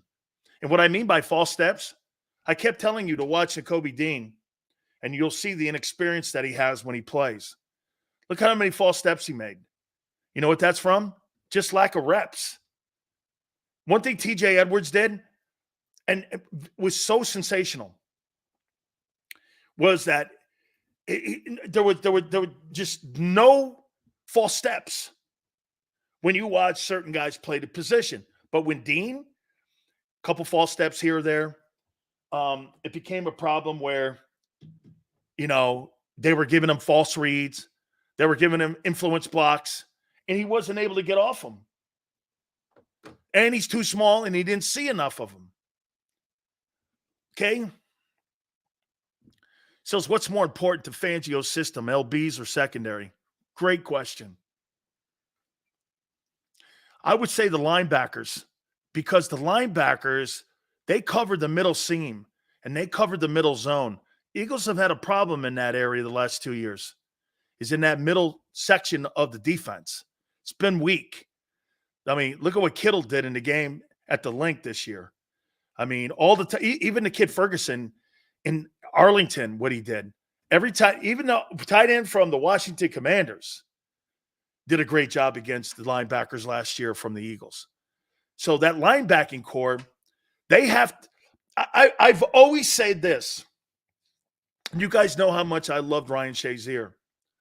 Ryan Shazier, when it came to Le'Veon Bell or Antonio Brown, when those 3 players, and people ask me, who do you think the Steelers really felt the loss of more? And I said, Ryan Shazier. And they're like, over Antonio Brown? I go, yeah. Why? I go, because he was the Gronk killer and the Jason Kelce killer. He could play the run. He could cover linebackers. Gronk had a hard-ass time against that guy. That guy was awesome, Ryan Shazier. He was like Derek Brooks, but bigger. See, you got to have like a Tampa 2 back in today's NFL. Play the run, cover backs, and you got to be able to cover backs on the wide side of the field. Eagles have none of those guys. Okay? They have none of those guys. So, I mean, finding a guy like Shazier, just a special player. And when he got paralyzed, yeah, Dan, that's right. Sure. Okay, shooter. Not true at all. That's why they had a better winning percentage of wins, and they did a better job against the Patriots. That's not true at all. That's made up. Okay? Made up. Shazier was spectacular. That's why he was the captain of the defense, and that's why he was an all-pro player. Shit all over an all-pro. Sure. Okay. Yeah. Well, everyone lost. Everyone lost to the state. Everyone lost to the Patriots in the AFC, including Peyton Manning. Here's my third linebacker. Trevin Wallace, Kentucky, 6'1", 237. Another SEC guy. Little short, but you can get away with that. 6'1's not awful. And that was his measurements in the combine. So he's 6'1". So he's not gonna walk into your building and you're gonna go, that guy's 5'11". No, he's 6'1", but he's a little bit on the small side for me. Now, if your defensive tackles are playing great, you can get away with that. Okay? You can get away with it. If you got two dudes in the front of you that are killing them, you can get away with a smaller dude. Okay? I got him third. He's a good football player. Did a great job on that Kentucky defense. Did a really nice job for Stoops on that side of the football. And again, I'm a fan of the Southeastern Conference. Cedric Gray, North Carolina, 6'2", 235. A little bigger. ACC. But I'll tell you one thing that who would have thought that Mac Brown would bring better talent into North Carolina than what Steve Sarkisian brought in to Texas over the last 6 years? Sure, Texas went to the Final Four this past year, but UNC is a hoop school. And Mac Brown has turned North Carolina football into a place where you get really good football players from. Who would have absolutely thought that Carolina would be putting more quality guys, okay, more quality guys in the NFL than the Texas guys? Okay? Let's go here. Junior Colson, Michigan. This is my fourth rated linebacker. 6'2", 238.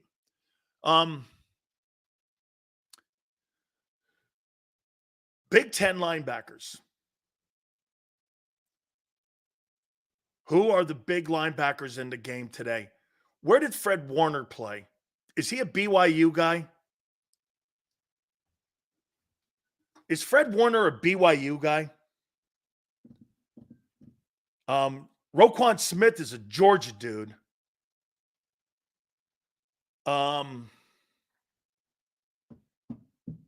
Fred Warner's a Brigham Young guy.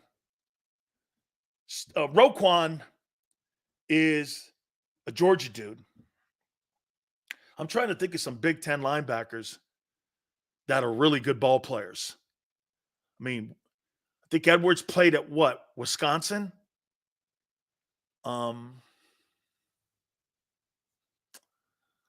Right?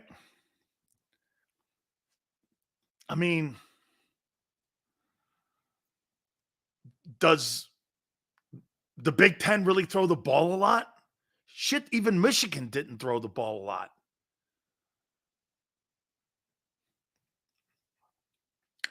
I think he's a good ball player. It's just I question the competition he played. That is his ability to get to the ball, his ability in his steps, can he cover, and who did he play against? Are major conversations for me. Who'd you play against? I mean, once the NFL figured out Carson Wentz wasn't very good anymore. Carson Wentz didn't really hone his game with those gaping wide open passing lanes that he had in that league that he played in when he was up at North Dakota State. North Dakota State? I'm not drafting a dude out of that school. I'm not drafting anybody out of any of those schools. Some would go, then Sills, you miss on Jordan Love at Utah State, or you miss on a Josh Allen at Wyoming. Okay, Wyoming and Utah State versus North Dakota State's way different. Mac Brown was really good at Texas when he won the national title. They had talent year after year, from Vince Young to Jamal Charles. Absolutely. They had a ton of talent there on both sides of the football. They were great. And Jamal Charles wasn't the only back. They had another guy in there too, if I'm not mistaken, Death Row, that they had another guy in there that ran in that backfield with him too. Okay, right? At number 6, I got Jeremiah Trotter, 6 foot, 230. I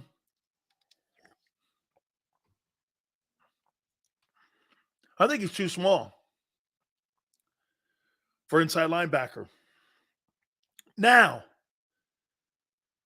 if you want to put him at the will and put him outside at the will, that's for weak side backer, and you want to put him there and not at the strong side. Look, here's what I saw with him. And I watched him intently, and I've talked, Debo's been on the program a lot. He said that at the beginning of last year wasn't a great year for the defense at the beginning of the first 6 games.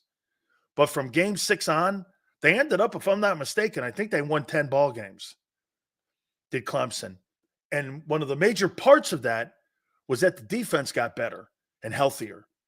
And he was a major part of that. And he got better. I thought he had a really good sophomore year or 2 years ago. I didn't think he really had a great year the year previous. I thought he had a better second half of this year and a really good year 2 years ago. I think he's small. And because his pop played with Philly, it has no bearing on anything. Would it be a great story? Absolutely. It'd be a fantastic story. But at the end of the day, aren't you tired of farewell tours and family reunions? It's about winning football, isn't it? Right? So where are we going here with this? Family reunions and farewell tours. That's not exactly winning football. And they need players at that position. And so, no, I'm not high on him. Now, do I think the Eagles missed out on Joey Porter last year? Could somebody tell me something? Where was Joey Porter drafted last season? Where was he drafted? Okay. He was a second rounder, and you took Nolan Smith. Is that correct?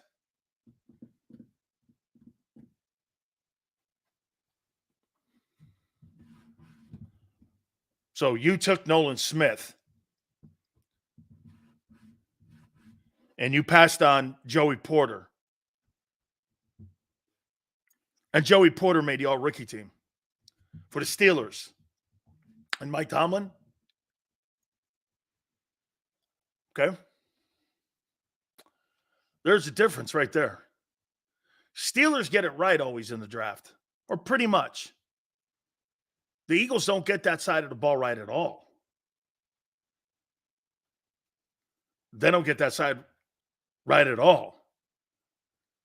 I mean, hey, look, taking Jalen Carter at 9, it's a steal, I think. Still, to this day, it's a steal.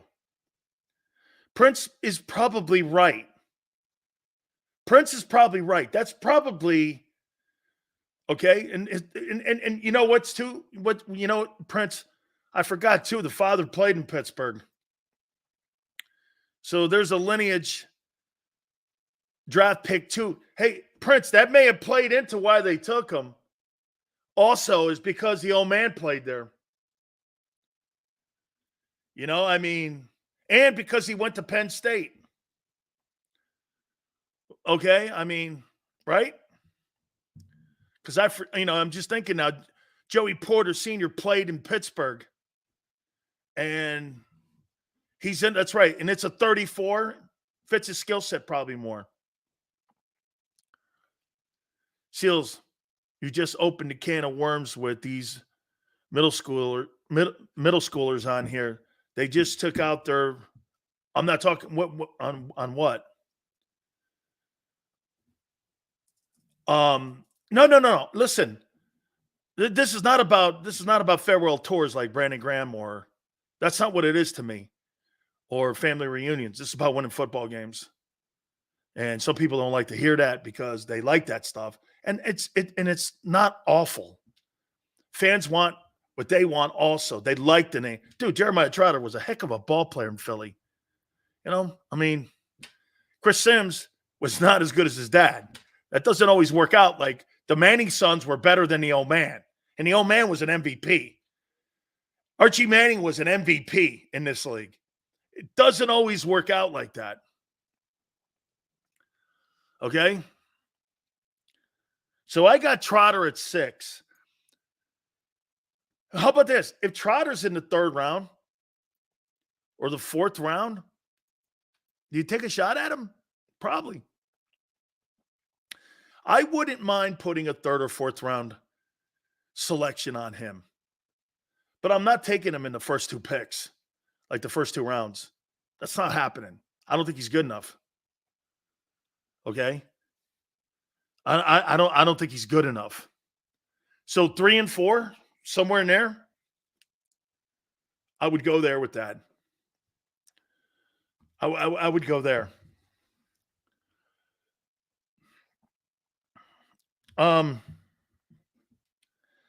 You know, I talked to Mario Cristobal last night about this guy. 6'4", 230 pounds, University of Miami. James Williams. I think he's a good football player. I think he's underrated. And he had an attitude issue with one of the coaches there. And he's going to slide down in the draft. Mario thinks he's a 2nd-round talent that'll probably hit the 4th round. He goes, Sills, everyone comes to us and goes, why is this guy a 4th-round evaluated player? And he's like, he's not. He's a 2nd-round pick. He's a solid 2nd-round pick. He's not going to hurt you. He's a good player. But got into a pushing match down there at the University of Miami when one of the defensive coaches asked him to do something that he didn't think was in the best interest of the unit. And this is behind the scenes now. And it got out to some of the scouts that he pushed a coach. How do I feel about that? Well, I've never pushed a coach, and I was one of the most difficult guys in the world to deal with. Jerome never pushed a guy. And it shows me poise issues. That would be my only question mark on James Williams. 6'4", 230, had a great combine. But he scares people. That might be just the kind of guy you want on your team. Okay? Little edgy. And remember who's on the football team that you have in Philly. What do you have? Mario called me about James Williams. And so I sent a text to somebody and I asked him what he thought. He goes, I love the kid. What do you think, Sills? I go, I do too. And I wonder because in Greenlaw, that's Jason. Hey, what round was Dre Greenlaw drafted? Okay, what round was he drafted? Drew Brees is giving out 13 scholarships to walk-ons to pay respects to Jason Kelce. I saw that death row. What round was Dre Kinlaw? What round was he drafted? Because he's a handful too. You know, you got Clint Hurt on that team. That's now a defensive line coach. He's going to be dealing with a lot of the assembling of the game plan. And he knows him very well, like I do. I know James well, too. So Dre Greenlaw was a 5th-round selection. If you redrafted him right now, he'd be a 1st-round pick. That's what this kid is.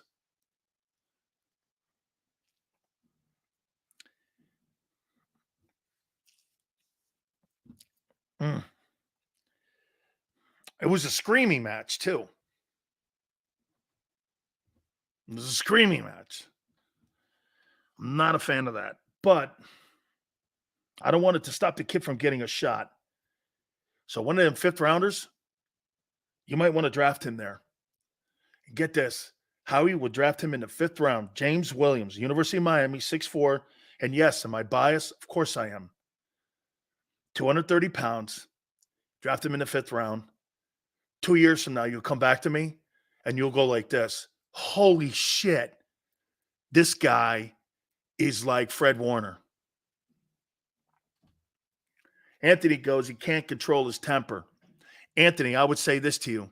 I'd rather pull a guy off the ledge than push him to it, especially guys on defense. I don't want to have to push a guy like Devin White to be great. I want to have a guy who constantly wants to fight for being great. And you've got Clint Hurt there. You got Vic Fangio. They're not going to tolerate that kind of shit. He's a handful. He's a handful. I mean, and they don't have the leadership on deep. Well, Brandon's there. I wish they had Fletcher there. Okay? It'd be great if they had Fletcher there. Then you bring a kid. Dude, I'm telling you, James Williams, you draft him in the 5th round. He's really good. I mean it. He's a good player. Tyron Hooper, Missouri, 6'2", 231. There's another kid that I think is a good football player. Southeastern Conference, if you notice, look where I am. There's only one guy on this list that's not from a traditional Power 5. And that should tell you a lot about today's college kids. Okay? Stay in the Power 5 because why? If you're at a lesser program and you're better, you jump in that transfer portal and you improve your situation by going to a better program. If you're at one of these lower end programs and you go into the draft, why didn't you go into the transfer portal? The transfer portal is there for better players not to have to play behind people anymore. It gives everybody an opportunity. We need to sign just one stud veteran, and we missed the boat. LJ, if they're going to do that, they're going to have to trade for that. Because the guys that are out there now they don't move the meter for me. Here's that kid, Trice Knight, UTEP, 6'1", 233. Tremendous combines, but here's the deal. I didn't find a lot of tape on him. I didn't see a lot of game film on him. And he had an exceptional combine. I can't draft a guy on having an exceptional combine and not seeing a lot of tape and only limited tape. That means I'm drafting you like I'm going to a gym or a Gold's Gym, and I'm drafting you on the premise you look good at Gold's Gym.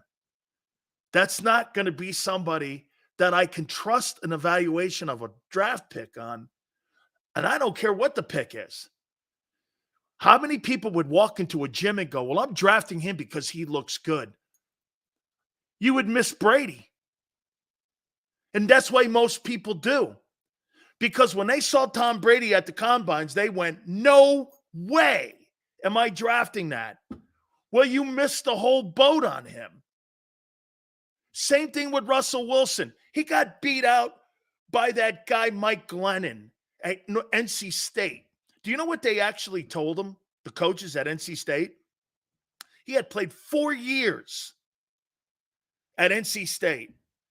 And the coach went to him and said, we're giving the job to Mike Glennon. And so he transferred to Wisconsin and put the team in the Rose Bowl. And when he got to the combines, they thought he was too short. That's why when he got into the draft, and Seattle liked everything about him except his height. Drew Brees was the guy that changed it for the smaller quarterbacks. Why? Drew Brees came up with a formula. Instead of 7-step, let's go 9. I can see over the guys better. Because Brees not the biggest guy. So everyone that's smaller now drops back to 9 yards instead of 7. The big, tall guys still stay at 7, but the shorter guys go to 9 so they can see the field more. Makes sense. Brees did all that. Russell Wilson, Tavares Jackson was on the team for 2 years, and they paid him more money than Russell Wilson. He was going to Super Bowls. Okay? Final guy, Jalen Ford, Texas, 6'3", 240. Little spotty in coverage. Kind of like a 5th-round guy. I'll tell you one thing about these Texas guys. They got a lot of talent. You know what it looks like to me with these Texas guys? You would think Steve Sarkisian, with all that money they have, would have better position coaches. They just don't look like they're ready to play. Like that kid Worthy, that wide receiver, when I watched him run routes, I'm like, really? Holy shit. That guy's got world-class speed, and his route running is not the best. Now, when he gets with Andy Reid and he gets with Patrick Mahomes, and if they're able to draft him and get him in the draft and work with him, they might be able to turn him into Tyreek Hill 2.0. Okay? They might. But to me, the Texas guys, it just doesn't look like they get the best. You know, they don't get the best coaching down there. I don't know. I mean, I don't see a lot of defensive guys coming out of Austin and going into the NFL and being superstar players. Yeah, I think he's going. I think that guy's going. That guy Worthy, I think that guy's going to the Chiefs in the last pick of the first round. Howell to the Seahawks. Is that right? Well, they're telling you right there what they're doing then with the second pick. They're taking Jaden Daniels. And if you're Chicago, Washington, did they really trade? Hey, did they trade him to Seattle?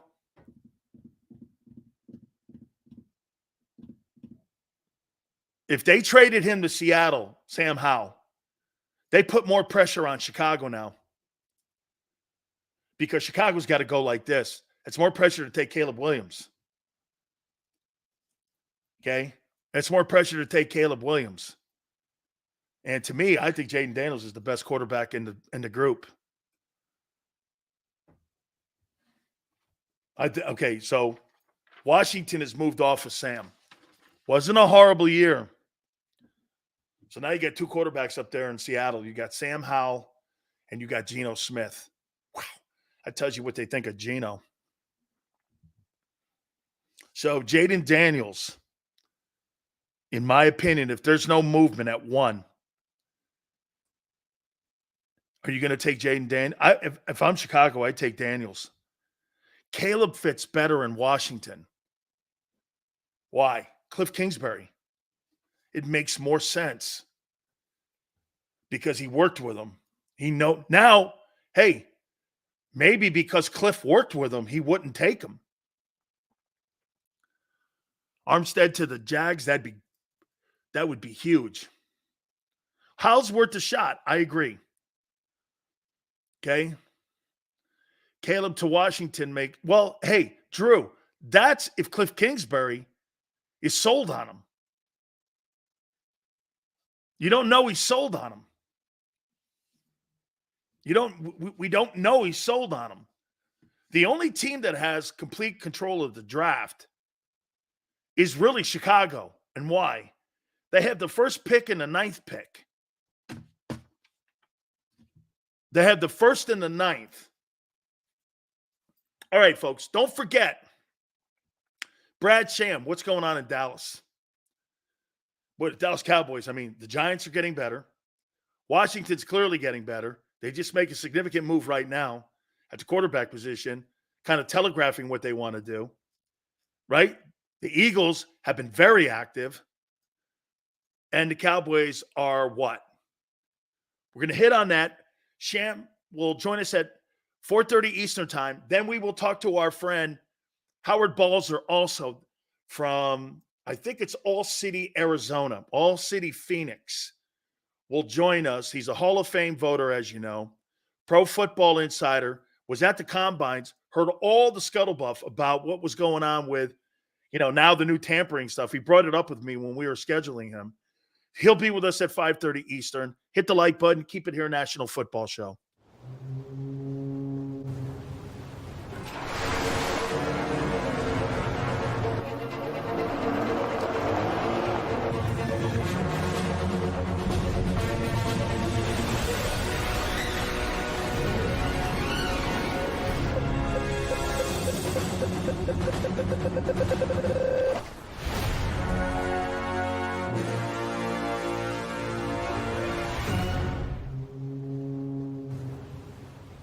Imagine for a moment that you went to work today and when you came home, you were catastrophically injured. Your life and your family's life. That's what happened to union construction worker Mike Little. I was scared of what the end was going to be, but to be 100% honest with you, I knew I was going to be all right just by talking with Brian. In my heart, I just knew everything was going to be all right. Call the firm and find out why they say, "We got this." Call 215-458-2222.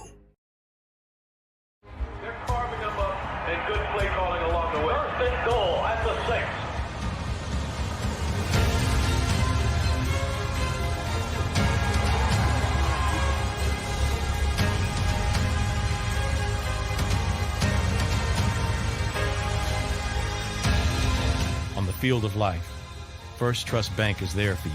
Champions on 3. 1, 2, 3. Because Philadelphia dreams deserve a Philadelphia bank. Underdog Fantasy is the easiest place to play fantasy sports, and certainly the easiest when you're watching the NBA. And the NBA playoffs are almost here, and you can win money making picks. What are you waiting for? Sign up on UnderdogFantasy.com and use the promo code WIN. An Underdog will double your first deposit up to $100. That's UnderdogFantasy.com. Use the promo code WIN. Get ready for the NBA and get ready for the NBA playoffs. Go to UnderdogFantasy.com. Use the promo code WIN.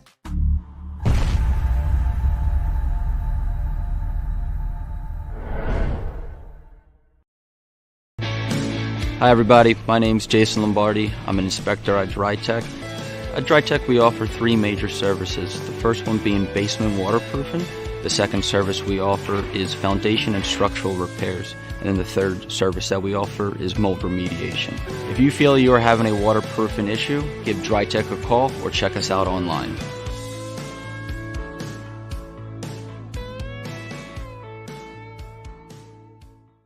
Do you stream on a Roku, Fire Stick, Google TV, or Apple TV? Now you can watch 6ABC 24/7 with the 6ABC Philadelphia streaming app. For the big story on Action News, Search 6ABC Philadelphia and start streaming today. EAGLES. Eagles.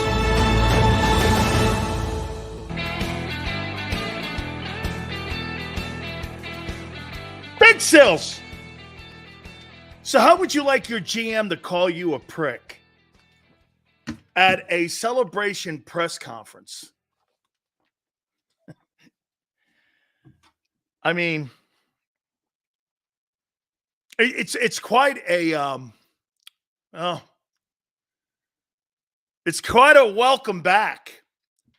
I mean, Jason Light. I'm kind of paraphrasing because I what did he call him? He's an all-time prick. He's one of the best pricks of all time, where he's like a 10 on the prick scale.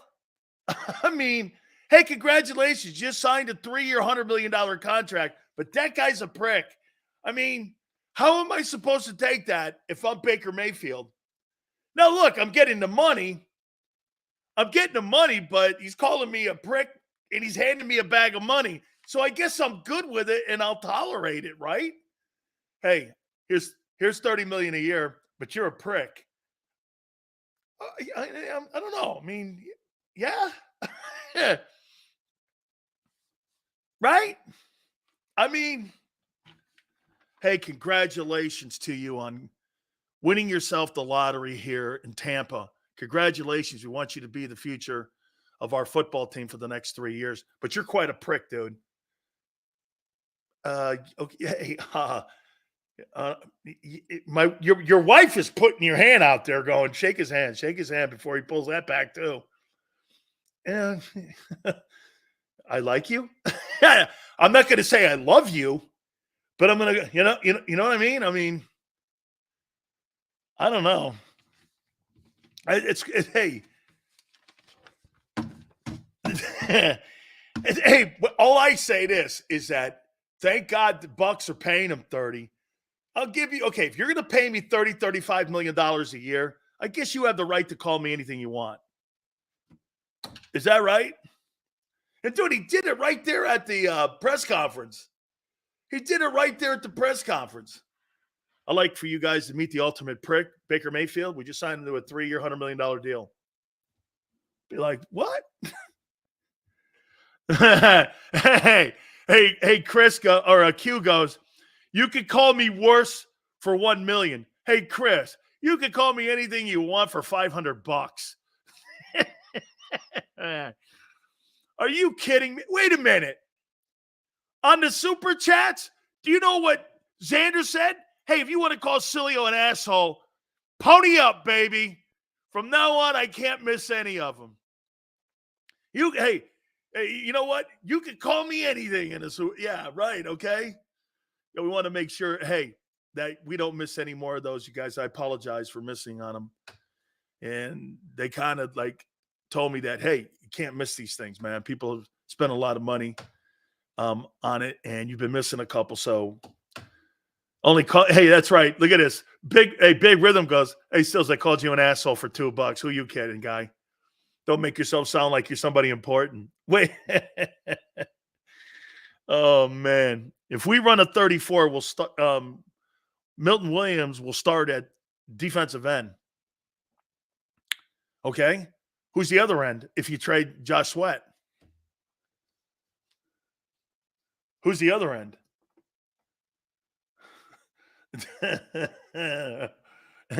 10 or more. Hey, Xander just put, wait a minute. Xander just put a embargo on something here. Okay.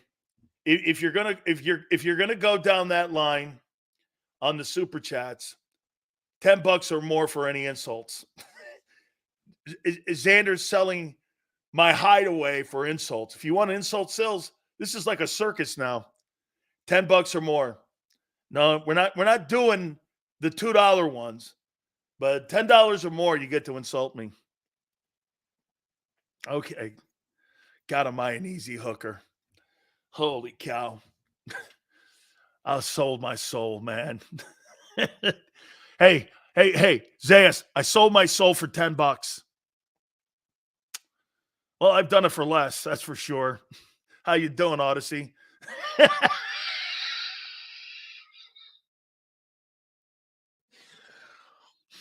Hold on.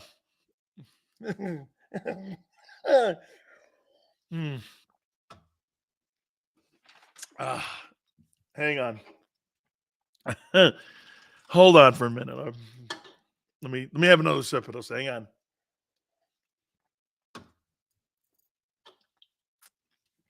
Oh. All right. I want to go around the NFL here with contenders. And bottom of the hour, by the way, don't forget, Brad Sham's going to join us, legendary voice of the Dallas Cowboys. What is going on in Big D?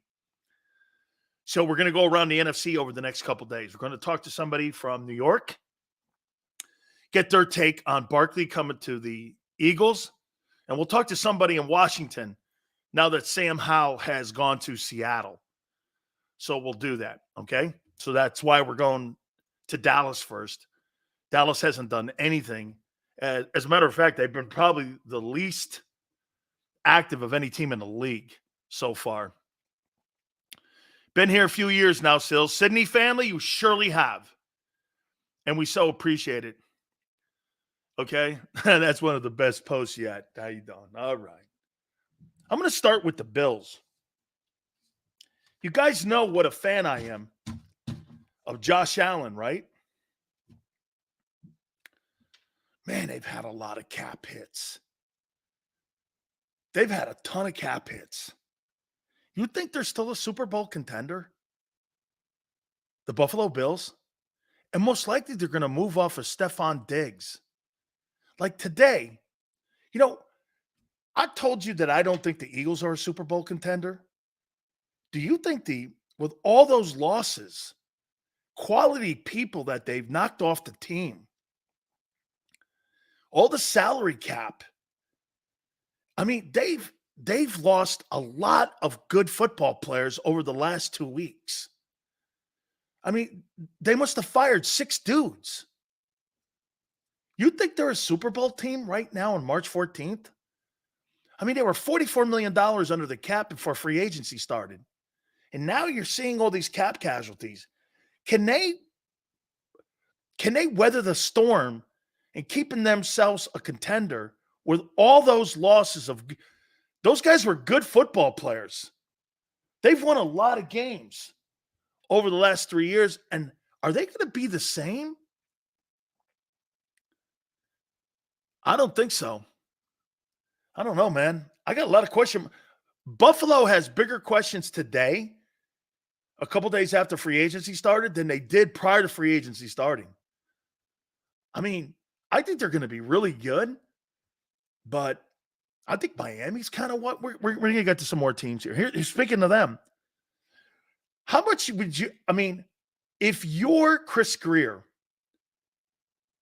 of the Dolphins, Allen keeps them in the conversation. Probably right, Q. Say $1.99. I don't know. Hey, Jalen all day. I don't know about that one. $1.99? I don't know. I'll recognize the super chat, but I'm not going to say what he said. I'm going to stand pat. I'm holding to my guns here on this. Jalen all day? I can't say that, but I will recognize you. Okay? No. If you're going to insult me, at least there's a standard here at JAKIB. Okay? $10 or more. Nope. I'm going to put my foot down on that one. Or my gut down on it. Whatever. How much are you paying Tua? How much you paying Tua? Is Chris Greer going to open up the bank and give him $55 million? Okay? You pay him $55 million? Sydney, if you do that one more time, Sydney, I may ban you. Sydney, that's the only word that cannot be mentioned on this program. And you know better than that, Sydney. You know better than that. There's no mention of that place. And some people think it's the reason why I'm not a fan of Howie Roseman is because he went to that sinister place. And he went to that sinister school. And he went to that place, that only place that has in Gainesville. There's only one thing in Gainesville. It's the Gator Farm. That's it. There's nothing else in Gainesville. Nothing. And women with no teeth. Not that that's a bad thing at times. It was a question you could answer no. No. Yeah. Okay? Yeah, no. Can't say gay. I guess not a Tebow fan either. No, I thought Baby Jesus was a good player in college. Go Aaron Hernandez, a heck of a Connecticut kid. Still's like the instigator clown at the fair trying to get people to buy baseballs to sink them. No, that never works well for me, Q, because what ends up happening for me when I was in a dunk tank once for a radio promotion, they brought pitchers out from the baseball team at UM. And these guys were knocking me down. I got so tired, I couldn't raise my arm to get back up any longer. That's actually a great idea for a promotion. The dunk tank broke. No. I wasn't quite as large as I am now. That's actually a great idea. A promotion to bring Sills to Philly so all Eagle fans can take a shot at the dunk tank. And the money will go to charity. A portion of the money will go to charity, me. And you get a shot at sinking Big Sills. What do you think, Xander? I like that. I hate this guy. Yeah, knowing LJ, man, he'll be out there with 700 baseballs. I had a guy once do that, man. He just sat there all day. What's your price, 100K? Who do you think I'm, Mike Missinelli? We're good. We'll do it for a little bit less.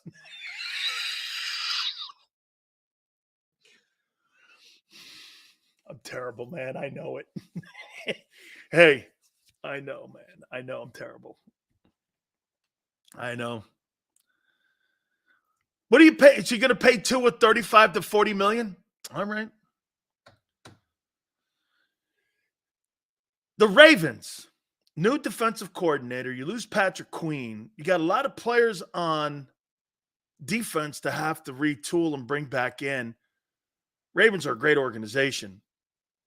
They got Derrick Henry. You feeling good? Seals, will you be streaming live from the Bahamas? Denny, we're working on something special with the Atlantis Casino. So I'm going to leave it there. But my friend Jack Edelman is working with me on trying to do something down there with the Bahamas and Atlantis. So we're working on something. You saw my post on my Twitter page. And the Atlantis people are very interested in doing something with the show and having me do like an NFL show each month live from the Bahamas. So we'll see. I'm not promising anything yet, but we'll see if we can make that thing work. You know, me getting on an airplane. Xander still got 2 tickets that are posted to his clipboard going, hey, you know. Yeah. Okay. Where are you, Sills? Yeah, Matt, that would be. Ravens. You think the Ravens are going to be a contender? I know you got Derrick Henry, but what about the defense? You lose the coordinator. You lose Patrick Queen. You know? It's going to be interesting. Don't forget, Brad Sham's going to join us at the bottom of the hour here. We're going to find out what the Cowboys are doing. He is the Merrill Reese of the Cowboys. I think he's got 3 Super Bowl rings because he was calling the games when Jimmy was there, and he's seen it all. So, and by the way, Brad's not a traditional homer guy. So he's going to give you a little bit. Tomorrow we'll do something with the Giants. We'll see if we can get Carl Banks on tomorrow and get his thoughts. Seals, how about OBJ, $6 million 1 year as a solid number 3? Would drive the Giant fans crazy. Holy shit, you end up getting Odell Beckham Jr. and you have Saquon Barkley in your huddle. Dude, I don't know if Beckham has anything left, though. Sills, you should host the draft party at Hooters with the tank there. Yeah, freeze my baguettes off. Come on, man. You know me. I'm not tough anymore. I just acted on the television here. I only act like a tough guy on the TV. You know, I'm not like Farzi or Big Bill. These guys are big boat up guys and all tough guys now. You know, me, I'm not. I'm just I'm a pacifist now. Right, Xander? Yeah. OBJ's cooked. Yeah. Hey, Banks and LT were destructive. You forgot one other guy. Didn't you forget anybody else? You mean Harry Carson. Right? Harry Carson was in the middle of them dudes.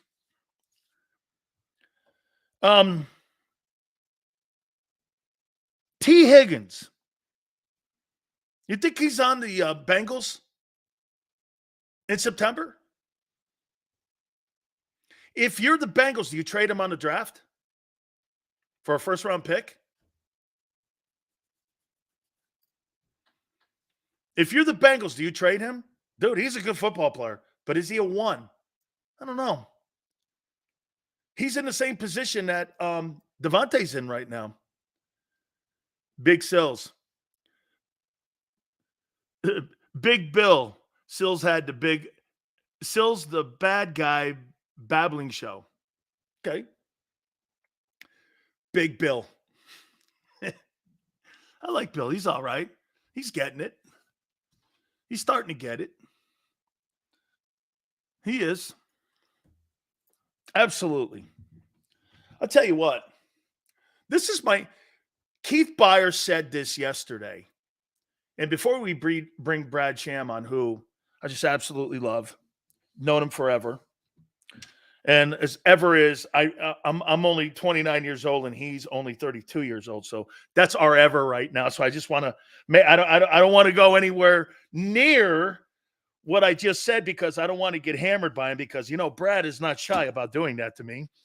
And he reminds me of Jimmy Johnson at times because Jimmy always said, worry when I'm not responding to you. Okay. And Cowboys got a lot of decisions to make here. They really do.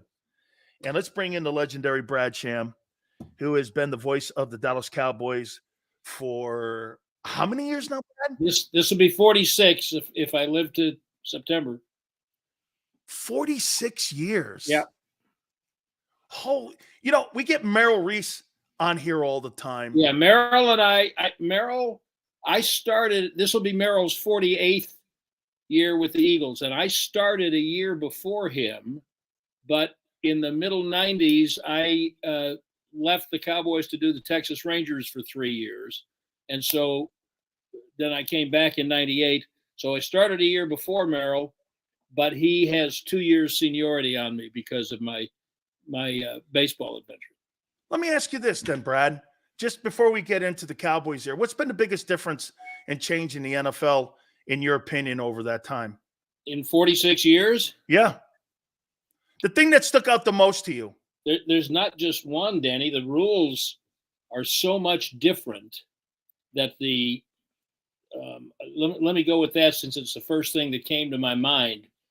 We measure players statistically, and we especially tend to do that with offensive players. So we talk about a lot of the records that guys today are setting.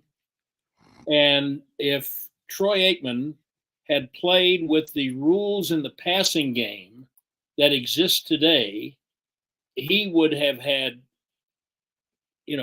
5,000 yards a year. I mean, he would have eclipsed everything anybody ever thought of. So when I look at the Cowboys record book, Prescott had a really good year last year. Romo had some really good years. And I look at the record book, and these guys are surpassing Aikman, but they're really not because it's apples and oranges. You cannot compare the raw numbers. It's a little bit like the recent kerfuffle over Caitlin Clark versus Pistol Pete Maravich. It's just not the same thing. So I would say the biggest change has been in the rules, way the game's played, certainly player safety, as you well know, those used to be just 2 words in the dictionary, and now they're a lot more serious about it. Now, there are a dozen other really significant changes, but I would say the rules that influence the way the game is played every week would be my first choice. Who do you? And again, I want to expand on one question here before I move on. Who do you think is more revered with the Cowboy fans, or is this a generational question? Is it Staubach or is it Aikman? It's generational. The people who were big fans of whatever age they were at the time that Staubach was playing, just stop the conversation right now. And Aikman, by the way, would tell you, oh, no, Rodgers number 1. But I would say that if you just looked at the statistics, Staubach versus Aikman's statistics, many of Aikman's statistics were much more impressive. But I asked Roger once about 10 years ago, what do you think you would have done if you could have played with 4 and 5 wide receivers? I mean, they played with a fullback, with a tight end. Sometimes they play with 3 wide receivers, sometimes. And so if you'd put Staubach with these rules, it would have been the same thing as with Aikman. So if you ask people who watch Roger, they would say him. A lot of the people who watched Aikman, the younger ones especially, they were 15 or 20 years later, and they never really saw Roger at his prime. And I would say today, if they were walking down parallel streets a block apart, they would be equally ganged up on by well-wishers. And I would say this: if Roger it's probably a tie. I would say if Roger played in today's NFL, he's Mahomes, because he does a lot of the things Mahomes does, in the ability of him getting out in the perimeter. He was great on the run, throwing the ball. Drove Landry crazy. He was just great. I mean, to me, he looks like Mahomes. Yeah, he drove Landry crazy. So do you think Mahomes would have driven Tom Landry crazy? Oh, God, absolutely. Mahomes would have had to have played a different game to get into the league. Roger came into the league in the late 60s when he got done with his stint in the Navy. So, yeah, Mahomes would have had to do different things to get in. Then if he was lucky enough to have a coach who was inventive enough to let him do the things he could do, then he still might have done some of the things he does today. But he's also, he's one of the greatest I've ever seen. And he's great in a different way than Tom Brady was great. He's great in a different way than Peyton Manning was great. And both of those guys are great. All those guys are great in a different way that Dan Marino and Dan Fouts were great. And I think Marino and Fouts were I put them more in the Aikman category, although Fouts really was much more of a contemporary of Staubach's, I would say. But those are all guys who, if they had played with today's defenses, rules, offensive formations, the record books would be bloody. I love that. I'm going to start here with Dak Prescott here, and you tell me. It just seems of all the quarterbacks that we just talked about, maybe Troy a little bit, that the one thing that I admire about Dak is that it's more of a hands-off approach that he has with Jerry. Or how about this? To put it in a better phrase, it's more of an arm's length relationship that they have with one another. It's not adversarial, Brad. I'm not trying to say that they have one of those, but there's more of like a business relationship between those two, because a lot of the players, Jerry likes those guys, like Michael Irvin. Michael Irvin is one of his guys. Tony Romo is one of his guys. I don't feel that Dak is in that group of one of his guys, even though I know he is because he loves all of his guys. But am I wrong with that impression? Well, I don't know if you're wrong, especially from a distance. I think that none of those guys you mentioned had to represent the percentage of a salary cap that Dak does. So, I mean, I remember one year Michael Irvin, they'd won the couple Super Bowls already, and Michael held out. And obviously, you're totally correct. Michael and Jerry just love each other. And but Michael held out and he wanted more, and Jerry was not pleased. And he finally got him to end the holdout by saying, Michael, this is what the job pays. Take it or leave it. And so Michael took it and came in. But that didn't mean he wasn't one of Jerry's guys, but there wasn't a salary cap then. So I think one of the things that contributes to the impression that you're describing is you got to be really careful if you're an NFL owner, not just Jerry. If you're an NFL owner, you have to look at what your salary cap is this year, next year, the year after that. What contracts are you putting together that you're going to want to extend?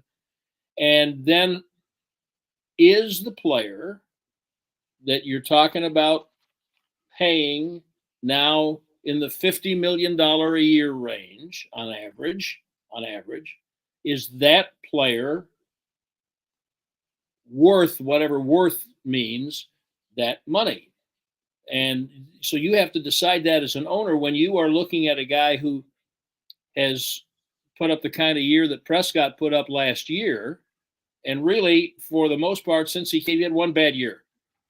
And when you look at, but they haven't gotten where they want to get at the end of the year. They've not had playoff success. So you now are the Joneses. You've got this salary cap, and it's a real thing. And so when the guy says to you, here's what I did. Remember those games? Look at these statistics. Here's what I did. And then you are looking at paying him $40 million a year, and you've got these other contracts waiting on you, and you've got to add more guys every year. That might make you stand back just a little bit publicly. I think privately they're fine. My impression is that Dak really handles it well.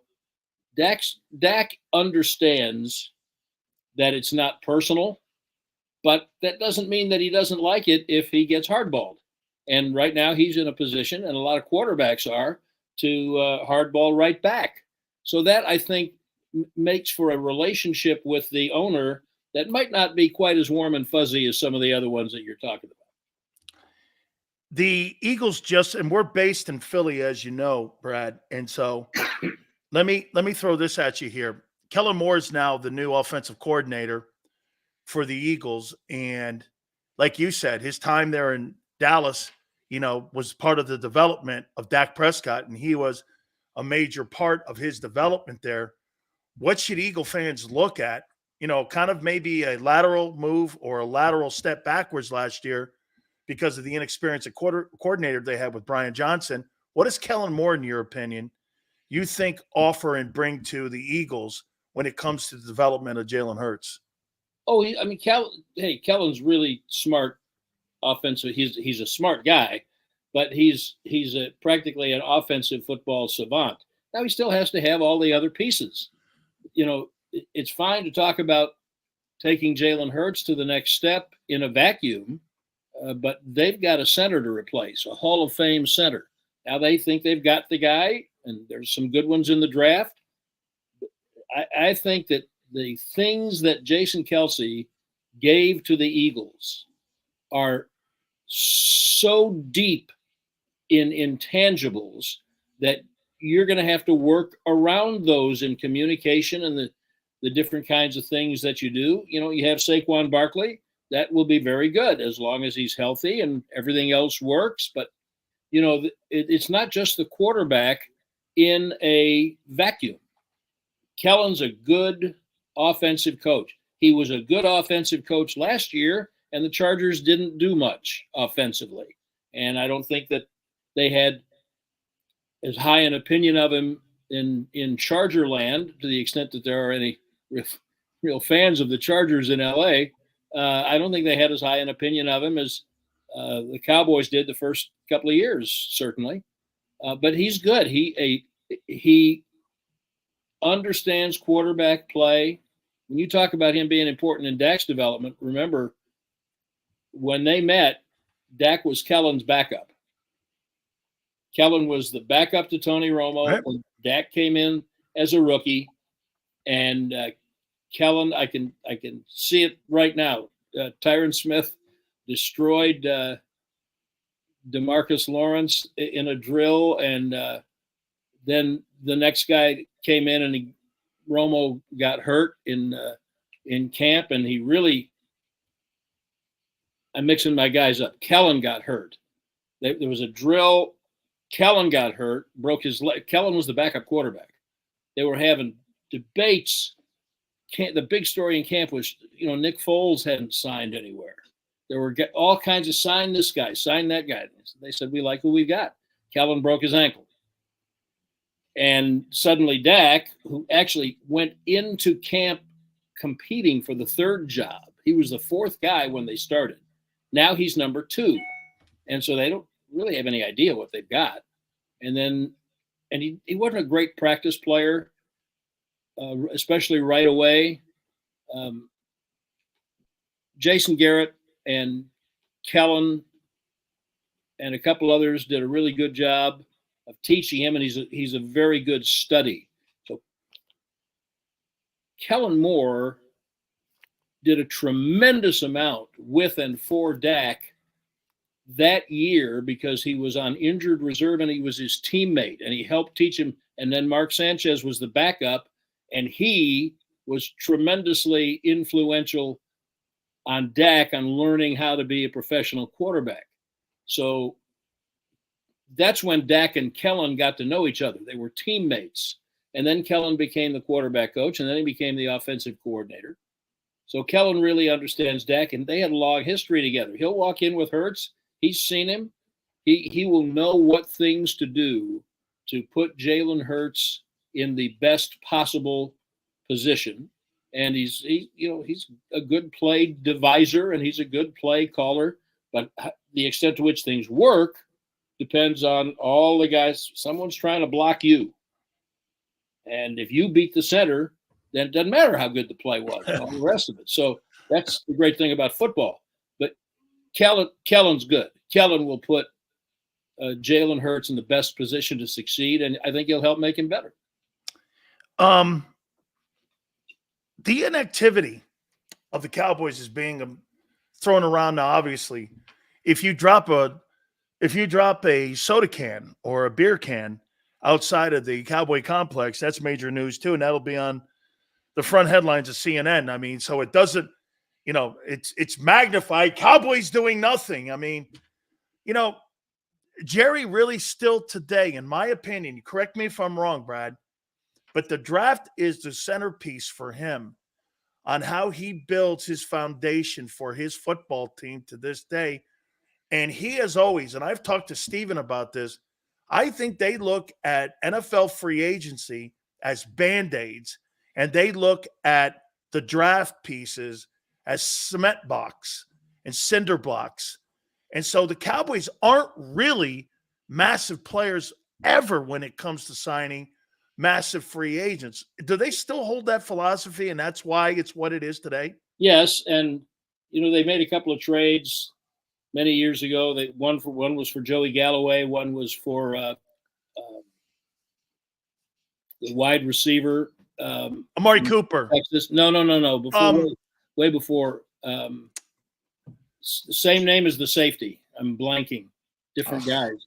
Damn, me too. But they gave up like 2 number ones for each guy, and those both backfired on him. Roy Williams, the receiver, Roy Williams. Right.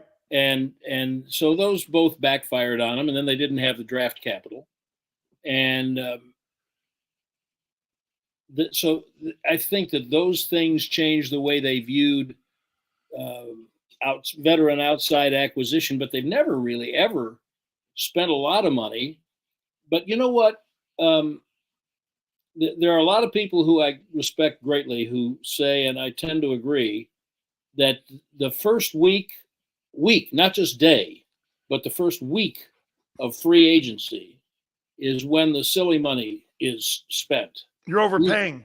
These things look great right now, but it's veteran guys. Guys get hurt, and you really impact your cap. Doesn't mean it's a bad deal, but there's more of them probably that don't. Those guys aren't going to play out those contracts. But appearances make it look like Washington had all this cap room, like second most in the league, I think. Yep. So they went out and got a bunch of really good players. And the Eagles got Barkley and a couple, they got the safety back who they let go to Detroit. And Bryce Huff, the kid from the Jets. And Huff makes them better. And although, again, they lost Fletcher Cox. So there's all those moving parts. But the Eagles have done some things. The Giants have certainly done some things. Good trade with Carolina. I really think, though, the point you're making, Dan, is that what the Cowboys are doing is it clearly pales by comparison to the activity of everybody else in the division so far. We're 3 days in. New England, I think, built their dynasty in part by making really smart bargain decisions. Economical moves. Second and third week of free agency, they looked at a player, maybe it was Sileo. And they looked at him and they said, you know what, he's not the biggest, he's not the fastest, but we know what he does well, and we see a role for him in our defense, so we will pay him a reasonable salary that is less than the first week's guys are getting, and then we can afford 2 or 3 other players like him at other positions. I thought they were geniuses at that. Having Brady helped, but they were geniuses at that, in my opinion, in building their team. And those are much less sexy, harder to do. I think the biggest moves the Cowboys made last year were the trades for Gilmore and Brandon Cooks. And that really impacted their team. But here's the other thing I think that is bringing the Cowboys into great ridicule right now. Jerry said, I think it was at the Senior Bowl. It was either at the Senior Bowl or the Combine. He said Senior Bowl. He was still mad about the playoff game. He probably still is now. But he was still steaming. And he said, you're going to see us go all in on players that we might not have done before and in different ways than we would have done before. And it turns out that his version of all in, whatever he meant at the time, his version of all in is much different than almost everybody else who speaks the language. When I heard that, I thought, oh, this is going to be cool, because they realized that the window's somewhat short. They're going to have to make a decision on the head coach at the end of the year. They're going to figure out ways to spend some money and get 2 or 3 guys who are guys they wouldn't have signed before. They're going to impact things, but that is not what they've done.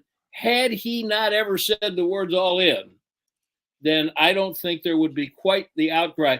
There would be an outcry because of what the other 3 teams in the division have done. But I don't think it would be as bad as the whole they dug themselves with that simple little phrase. But, Brad, I didn't take it because I know this guy. I didn't take it he was spending money on players. I took it like this. We're all in on the current players we have right now, and these guys better show up this year. That includes Dak. That includes everybody on that team, because we've been all in on you, and you're going to have to show us this year for us to be able to pay you the money that you want. That's CD, that's Micah, that's Dak Prescott. That's how I took that. I didn't take it any other way, where they were going to just frugally throw money out at people like that and just throw casual cash at, though, because they don't do that. He could have very well meant we're going to be all in by getting contracts done with Lamb and Parsons and Prescott. Now, meanwhile, I'm not smart enough at caponomics to know if they had already done a deal with Dak. I know they wanted to, and there are conversations going on that nobody's reporting. But had they done a deal with Dak like last week, how would that have impacted their cap? It would have given them, instead of being $2 million over the cap, they were over $2 million under. They were over the cap. So, and there were a few teams in that spot around. Look at what the Chargers had to do. Yeah. Release people. Bills too. Bills. Oh my gosh. It was a bloodbath there. That's right. That happens sometimes. And so he might have meant we're going to go all in. We're going to get these deals done with these guys who are our guys who we drafted and have developed. I don't know if they had gotten a deal done with Prescott last week, how it would have impacted the money they have to spend this year. It seems to me that it must have had the potential to have a great impact. I'm also reading, though, that a lot of people who understand how their contracts work are, many of them in the media, are saying, if you think this is bad, wait till next year. Wait till you see what their cap issues are next year. And as you know, Dan, executives who are team building and doing contracts, they don't think about this stuff 1 year at a time. They think about what they've got going on 2, 3, and 4 years down the road so they can try to have a team. It's fine to throw a lot of money at a guy, and it's great to throw a lot of money at 3 guys. But if you wind up then not having any money to spend on anybody, you could be setting yourself up for half a decade or more of really bad results because you just can't pay the players that you want to have. So they're thinking about all that. I think that's one of the reasons that they haven't spent any more. But they didn't get a deal done with Dak. I still kind of in my bones, I think they will, just because it just seems to me that if they don't do a deal with him, and then he's $60 million, 59.4, whatever it is on their cap this year, and is in a walk year and can just go out the door, that sounds like bad business. Yeah. And you can say anything you want about the Joneses, but you cannot say that Jerry Jones is bad at business. No. So that's why I think they'll still figure out a way to get one done. But, you know, they haven't said what they're going to do with Michael Gallup. And I think the tea leaves would say that they might want to go in different directions. And they've given him permission to make a trade if the stories are true, to seek a trade. But so they've got 2 or 3 guys that they could, by doing new contracts and extensions, besides Zach Martin, who they redid his contract. They've got 2 or 3 guys who I think could impact their short-term cap. They haven't done that. They're trying to. And in the meantime, my advice to people is keep your powder dry. No one's playing any games yet. You know, we'll know what's today, the 14th of March. Yep. Yeah, I think we got 6 weeks to the draft. So a lot of these rosters will look different over the next month. More players will be signed and released, and there may be short-term deals, but the rosters will look different than they look today. And then you'll have the draft, and then they'll look different again. So I don't think, as much as fans love or hate what a team is doing and want to applaud or ridicule what a team has done in the first 2 days of free agency, I just don't think it's wise to make any long-term impressions that you want to form in cement based on those 2 days. 2 last questions for you here. Dak Prescott, let's go back to him for a second. You guys have won 36 ball games in the last 2 regular seasons. And I love the comment that Jerry made in the offseason when he said, you know, this guy keeps us around the rim. And when you're around the rim, you're still in the game and you have an opportunity. And even though the Cowboys in the last couple decades have struggled to get to an NFC championship game, is it more so that they're sold on Dak Prescott being a guy who keeps them around the rim with a shot?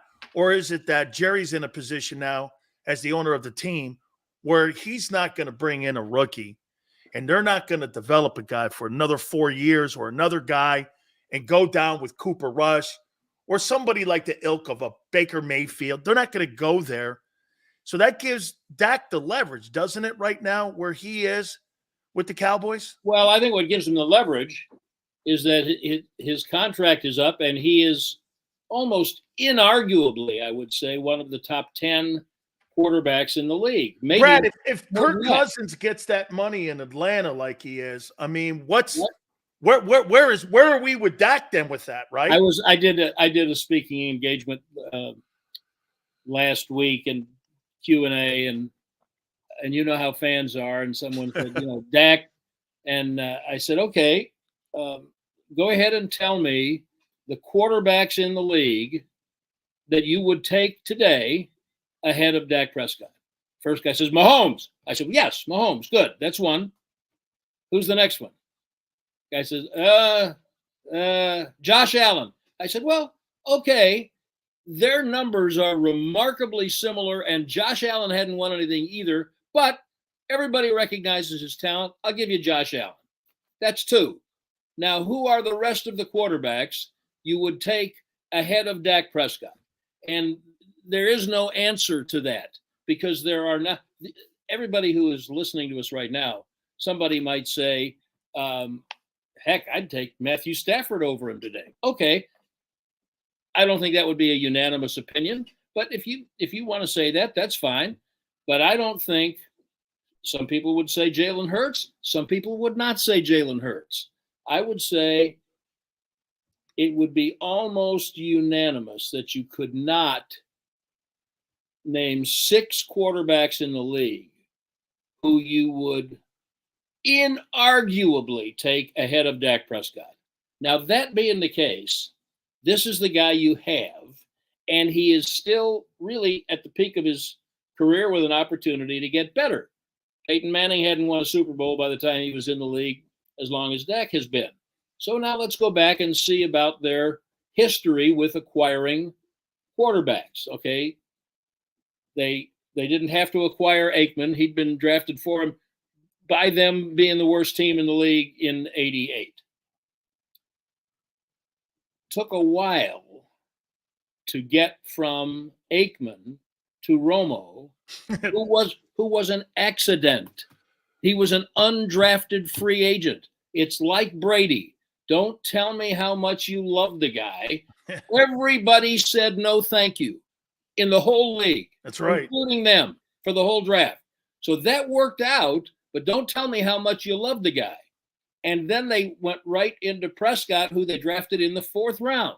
So don't tell me how much you thought this was your guy, because he went in the 4th round. You missed him 3 times. And by the way, he was their 2nd pick in the 4th round that year. Wow. So there was a defensive end from Oklahoma who is out of the league, long since out of the league now, who was drafted earlier than him in the 4th round. So don't tell me about these last 2 quarterbacks, how you knew where they were. They got lucky. And you have to get lucky sometimes. But the time between Aikman and Romo was a long time. And I don't know why you would sit there and say, well, we'll get a quarterback. How do you know you're going to get a quarterback? They're not there. They're like offensive tackles. Nobody's got them. So if you want to be bad enough to get into the top, 2 or 3 in the league, and hope that year there's a guy who is a guarantee. And by the way, how many 1st-round quarterbacks have missed in the last 5 years? Just 5. I mean, nothing's for sure. Baker Mayfield is on his 4th team. Yep. I mean, and he's good. Baker Mayfield's a good quarterback. It's just not. Parcells used to say, you can't go down to the Texaco and dial up 1-800-quarterback. You have to have a plan, and I don't see a plan. And it's not like you're talking, this is my opinion, it's not like you're talking yourself into taking a bellboy from the Weston. You're talking about a really good player. Is he the best? Probably not. He's one of the best. And you've got him at his prime. Now you have to decide how much of your salary cap are you willing to devote to him. That's why the guys with the big bucks have the big bucks. Finally, and this is going to put you on the spot a little bit here, Brad. You think Dak is better under Mike McCarthy than he was better under Kellen Moore? This is a really interesting question, because McCarthy was a full participant in keeping Kellen as the offensive coordinator. Huh. McCarthy, the first year, spent half his time reminding us that it was his idea to keep Kellen because of what Kellen and Dak had done together that we talked about earlier, and they spoke the same language, and he didn't want to upset that. He thought it was better for Dak's development to keep Kellen Moore.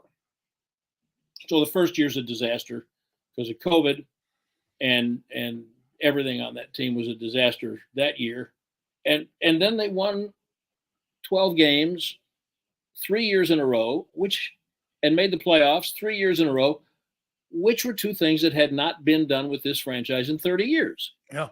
So now, after 21 and 22, they weren't making the offensive progress that they wanted to make. And I think Mike always wanted to call the plays. I think he always wished that he had done that, but he thought that, I think he honestly believed it was best for Dak's development to have Kellen do it. Now he's kind of wondering, should we do something else, go back to what I'm comfortable with? Kellen got his opportunity to go to the Chargers. And so when you ask about Prescott and McCarthy, to me, they're tied at the hip. McCarthy likes, in my opinion, he likes nothing better than calling plays. That's his favorite thing, not being the head coach. He loves calling plays. He loves getting close to the quarterback, designing the offense, and calling plays. So he said many times last year, don't forget, we're in the first year of this system. And I thought, what do you mean you're in the first year of the system? Where have you been the last 3 years? Haven't you been the head coach? But in his mind, the offense is different. And for most of the year, it was a tremendous success. And they scored all kinds of points and were a really good offensive team for most of the year. Now, they came up with a goose egg at the end.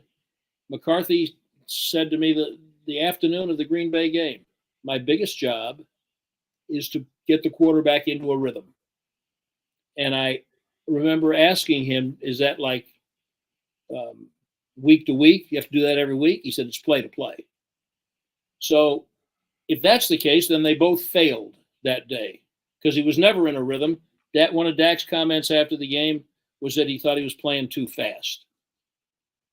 Now, I think one of the reasons that McCarthy is coaching out his contract is because of what the work they did together, the progress that Dak made as a quarterback. And I think that if you're management, you look at it and you want to say, okay, we think that there's more to be gotten out of the guy. This guy just got more out of him statistically than anybody else has since he's been here. So let's give this one more run. And that's why another reason I think they'll extend Dak. If you knew you weren't going to do that, then maybe the thing to do would be to make a head coaching change, which seems inevitable if they don't get where they want to go anyway. Whether that's fair to Mike or not, it seems to be the way the wind is blowing. So I think that the two of them, I hope I'm answering your question, Danny, that I believe the two of them are joined at the hip. And Dak has said nothing but glowing things about how the offense worked last year with McCarthy calling plays. He felt very, very comfortable, maybe even more than he ever has. So I think that they both have a big, big spotlight on them. I don't know if it's even possible to quantify which is the bigger one. But I think that this is a theory that the two of them together can get where they want to go that has not yet had the opportunity to play itself out. And that's what this season for them is all about. And if they don't do what they want to do this year, then you will see, I think, substantial earth-shattering changes. I'll leave you with this. It was really great to see Jimmy finally get into the Ring of Honor. And from what I understand, talking to Coach, because I talk to him weekly, that there's conversation about, and I don't think I'm throwing something out that shouldn't be thrown out, but there's conversation between Jerry and Steven about direction, an opinion, not with Jimmy like going, you should do this. It's more of, hey, we're kind of here with these kind of options. And, that Jerry goes, hey, okay, we're going to go with Jimmy. That's not what he's doing. But Coach says that he's subtly kind of involved in some conversation. So I would think that's a pretty interesting sign that these guys have buried a lot of the ill will in the past. It's funny, when they're together, they're like brothers. When they're apart, you would swear that they were boxing enemies. It's like the craziest relationship I've ever seen in my life between two dudes that actually love one another. I've never seen anything like it. Yeah, there were some hard feelings, and it meant a lot to Jimmy. It meant more to Jimmy, I think, than Jerry. Jimmy to be in the Ring of Honor. And so now he is. And now all of the fighting in the past really doesn't matter anymore. Yep. And I do think that you're right. What it's done is create an atmosphere where Jerry feels comfortable picking up the phone. Jimmy feels receptive about answering it. Hey, just run this by me. What do you think? And I don't think that means that he's in on their decision-making policy, but I do think that it means that Jerry feels very comfortable asking his opinion, and Jimmy feels pretty comfortable with taking the call and giving them an honest answer. Absolutely. Brad, you've been awesome to me. I thank you so much. You bet, pal. I love the fact that we're able to do this and catch up and see what's going on with the Cowboys. Thank you so much, my friend. Welcome, buddy. Take care of yourself. You got it. The great Brad Sham, legendary voice of the Dallas Cowboys. We so love what he does. 48 years calling all those great games for that franchise. Absolutely spectacular. Please do me a favor, hit the like button. Keep it here, National Football Show.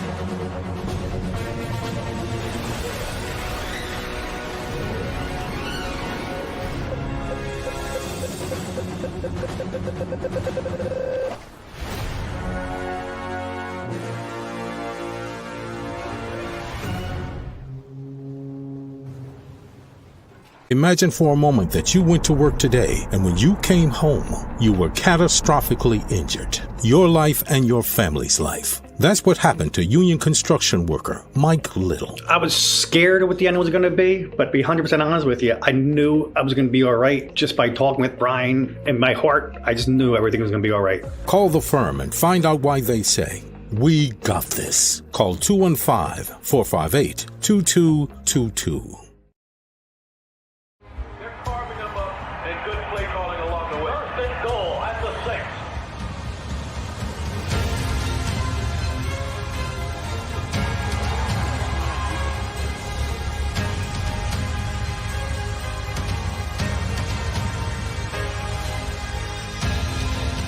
Field of life, First Trust Bank is there for you. Champions on 3. 1, 2, 3. Because Philadelphia dreams deserve a Philadelphia bank. Underdog Fantasy is the easiest place to play fantasy sports, and certainly the easiest when you're watching the NBA. And the NBA playoffs are almost here, and you can win money making picks. What are you waiting for? Sign up on underdogfantasy.com and use the promo code WIN. An Underdog will double your first deposit up to $100. That's underdogfantasy.com. Use the promo code WIN. Get ready for the NBA and get ready for the NBA playoffs. Go to underdogfantasy.com. Use the promo code WIN.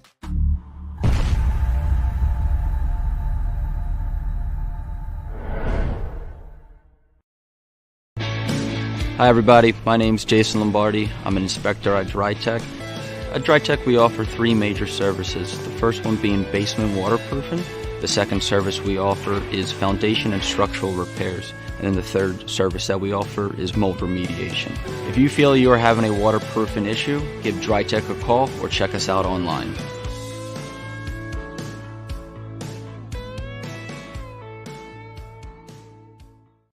Do you stream on a Roku, Fire Stick, Google TV, or Apple TV? Now you can watch 6ABC 24/7 with the 6ABC Philadelphia streaming app.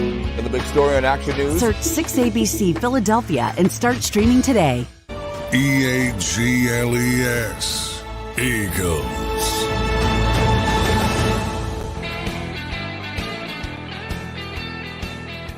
Big Sills, National Football Show. God, there's a ton of news.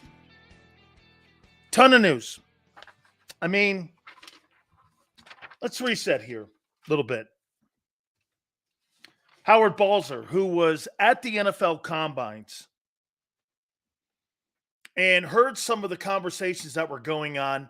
And, you know, the Combines nowadays are being used more towards, well, getting ahead of free agency and getting a feel of where players want to play. And, you know, this legal tampering, personally, now look, I saw the video of James Franklin saying Howie Roseman got on the phone and his sales pitch to Saquon Barkley was a little bit about the relationship that the Penn State fan base has with the Eagle fan base. And Saquon really liked that, and that was part of the sales pitch. I'm paraphrasing. Now, the Eagles' only thing they have to do is say this. Well, he meant agent. And as long as James Franklin doesn't pollute that story and say, oh, no. Saquon said how he talked to him, then the Eagles are clear. Because they could just say he misspoke. But if Franklin, who was the guy that threw this out in the first place, stands by his story, Eagles could be in some trouble here. And do I think the Eagles have done anything wrong? I mean, talking to a player if he wants to play, you know, and in these so-called, like, to me, this is kind of like the Michigan shit about the COVID recruiting and a guy wanting to get this. So the Big Ten penalized Michigan because Jim Harbaugh was contacting prospective recruits during COVID, and they had like a moratorium on it where they couldn't contact. That to me is a nothing burger. I don't give a shit about a stupid rule like that. You want to play here or not, son? You can't talk during COVID? Dude, you destroyed that year for the Big Ten anyway. It was completely ridiculous. The Southeastern Conference never missed a game. And all those ridiculous reports that you were doing, you hijacked an entire season for the majority of those players during that year. You were wrong. The Big Ten had to. Do you understand that Michigan was penalized because Jim Harbaugh didn't want to show that the Big Ten was wrong during COVID? That's why they penalized him and were on his ass about recruiting and contact. The SEC proved it. They were wrong. They never missed a Saturday. And so when you talk about nothing burger conversations like that, like to me, that conversation that James Franklin had, and he's sitting there saying something about Barkley going to the Eagles, I think that's a nothing burger too. I completely think that's a nothing burger. So, I mean, end of the day, the Giants have egg on their face. Look at what the New York Giants have done in the last 3 years. You let Saquon Barkley walk out the door for no compensation. You sign Daniel Jones. You have buyer's remorse. You sign that tight end to a shitty contract. You haven't been able to draft one lineman in the O-line worth of shit, where the Eagles never miss. You haven't gotten any. Kayvon Thibodeau, probably right. Lawrence looks good. This Brian Burns deal's good. But the amount of deals that you've done over the last couple of years have been atrocious. I mean, hey, say whatever you want about Tom Coughlin and Jerry Reese, who ran that organization into 2 Super Bowl wins. The current group that they have now and have had since those guys left the building have been awful. The New York Giants have not been the same franchise since Jerry Reese and Tom Coughlin. You got to remember something about Tom Coughlin. Tom Coughlin built the Jags into a perennial playoff team, at least the first time around when he was down there. He built that franchise into a playoff contending team with Burnell, made a trade for Burnell, drafted Baselli with the first overall pick.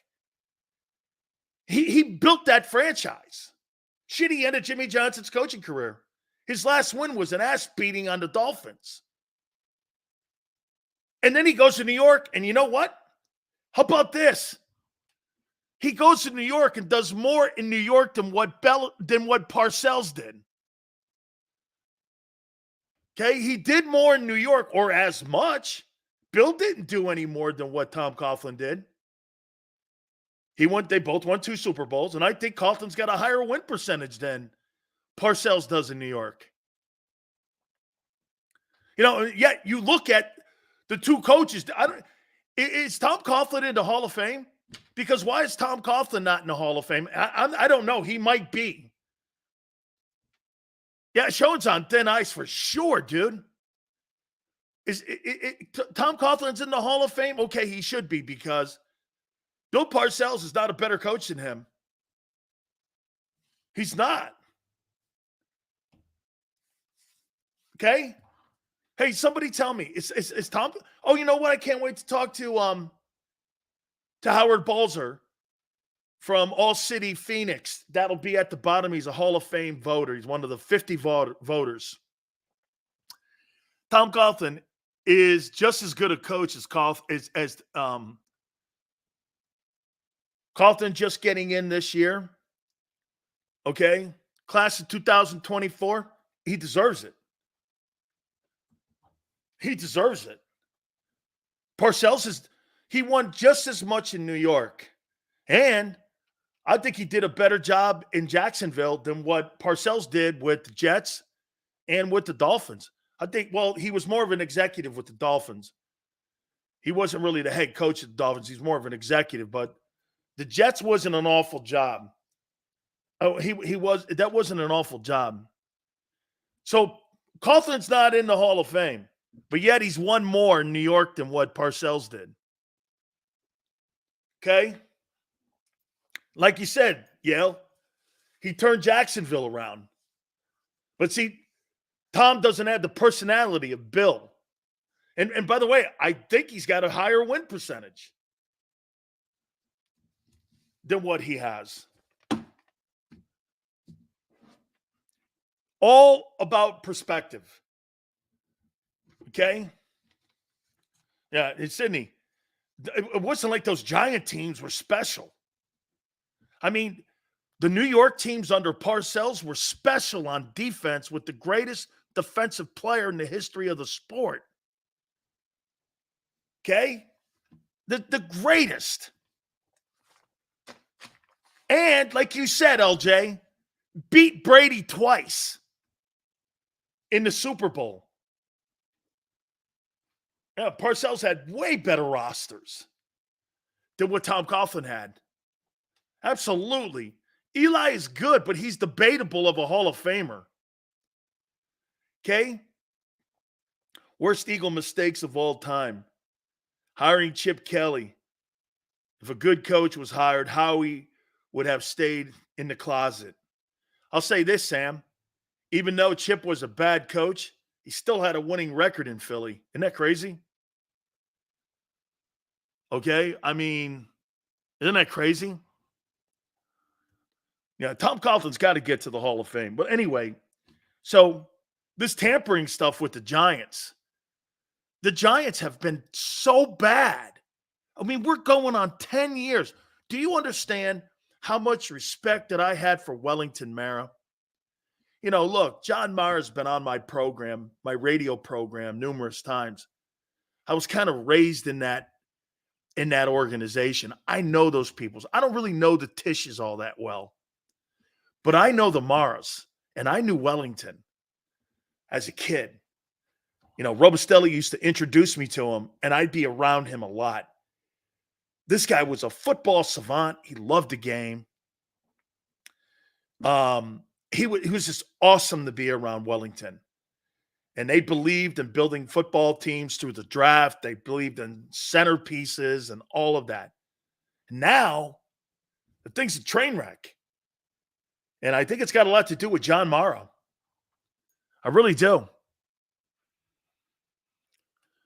Rico goes that Tiki Barber started this stuff. I would say this to Saquon. I saw some of the video of him showing up in Philly today. And I would make this comment to you that if you're Saquon Barkley, Tiki Barber is just a jealous man who is insecure about his legacy in New York. He believes he's a Hall of Famer. He's not. He's not a Hall of Fame player, and he's certainly not a Hall of Fame person. Rondé is a great guy. Tiki is not. That is a person you don't have a lot of respect for because he's petty. And if you're Saquon, dude, he was always jealous of the fact where he was drafted, second pick in the draft, the high expectations and the love that the fan. You know what? Can I tell you? It's a rouge when it comes to Tiki Yell. Can I tell you what my biggest ass is with Tiki Barber? Is that the fans in New York loved Saquon Barkley. And the fans really didn't like Tiki Barber. And I think that's the ass. That he was more revered by the Giant fans, more respected by the Giant fans than what Tiki Barber was. And that to me is why Tiki Barber doesn't let off the gas pedal on Saquon Barkley. Is because Giant fans, hey, and get this, Tiki had a better career than Barkley did in New York. That's a fact. Had a better career. And, okay, and Tiki was a good back. He really, above good. He was really good.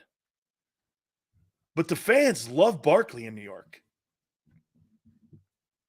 They loved him. And they still love him. And they're pissed at the Giants for letting him walk out the building. Do you know what the New York Giant fans, from what my neck of the woods where I was raised, you know what they're saying? Why would you keep Daniel Jones, the lesser of the two dudes, pay him more and let Saquon Barkley walk out the door for nothing? That is the big ass with this. That's the big ass with it. Why did you keep the guy who was the lesser dude? Okay, and Giant fans right now they don't get it. Tell you what, man, New York Giants right now, I don't get them either. I think the Giants, hey, at least the Cowboys, they're not doing anything, but they're not a bad football team. The Giants, they got Burns, fair enough. He's going to help them a lot. Their defense is going to be pretty good. Okay, still got some question marks in the back end. They lose Xavier McKinney at the safety spot. They're going to have to address that in the draft. But, who's your running game? So you think getting rid of Saquon Barkley helps Daniel Jones? Who are you making a trade for? Who are you signing? What are you doing at running back? What are you going to do? Go find Dalvin Cook? There's nobody in the draft. The Giants are a shit show. Kayvon Thibodeau guy looks good. Lawrence is a great player. Burns on the other side of Thibodeau gives them a formidable front seven. They're going to get home. But on your offense, you have no receivers. Kenny Golladay, he blew. He absolutely blew. Your O-line has been awful. Has been awful. And are you drafting a quarterback now? What's the pick the Giants have? The Giants have the 6th pick. Probably going to take J.J. McCarthy. If you're the Giants, you're probably drafting McCarthy. As I said at 22, I got Chop Robinson from Penn State. How appropriate. Who would have thought that? Big Sills wants a Penn State guy at 22, and you just signed a Penn State guy in Saquon Barkley. Yeah, they should draft a quarterback. I don't think Drake May's going to fall down there. They may have to move up if they want one of those other guys. But they need a quarterback. They have been able to fix it. Get this. They've been looking for a quarterback since Eli. And how many years has Eli been out of the league? So I brought this up as well. One thing about where Reddick is right now on the open market, Corum out of Michigan in the second round is good for them. Blake Corum, the running back from Michigan, man, I think he's small. I think he's a small player. He reminds, he just looks small. I don't know. I know he looked good at Michigan. And he did, but I just think he's a small player. Okay? I think he's small. By the way, we're going to catch up with our friend from All City Phoenix. And he is a Hall of Fame voter, one of the 50 Hall of Fame voters. And he was at the Combines. And we will talk with him, Howard Balzer. That'll be here in a couple minutes. We'll talk to our good friend. We put it out there with Reddick. If Reddick has such a giant market, why hasn't anybody bid on it yet? Now, you think there'll be more of a sense to sign him pre-draft or post-draft? What do you do in that time frame? And if you're Reddick, do you show up to OTAs? If you're Hassan Reddick, do you show up? Does the team even want you to show up? If they've already told you to go out and pursue another dance partner, potentially to have a trade, what do you do here? Do you tell them to show up for OTAs? You can't. Now that you signed Bryce Huff, you cannot have Hassan Reddick and Huff. Because if you're doing a 34, those two guys are not, those are going to be your outside linebackers. Who's your ends? Brandon Graham and who? If you trade Sweat. That's not good enough. You're going to put Milton Williams out there? Milton Williams and who? If Josh Sweat is really on the trading block and he's already said his goodbyes, you're going to draft this kid, Chop? So you're going to put a rookie at end. You're going to slide Milton Williams over? And if you're playing a 34, who doesn't play? Jordan Davis or Jalen Carter? Remember, one of those guys doesn't play in a 34. You're not going to play Jordan Davis at defensive end. You're not going to play Jalen Carter at defensive end.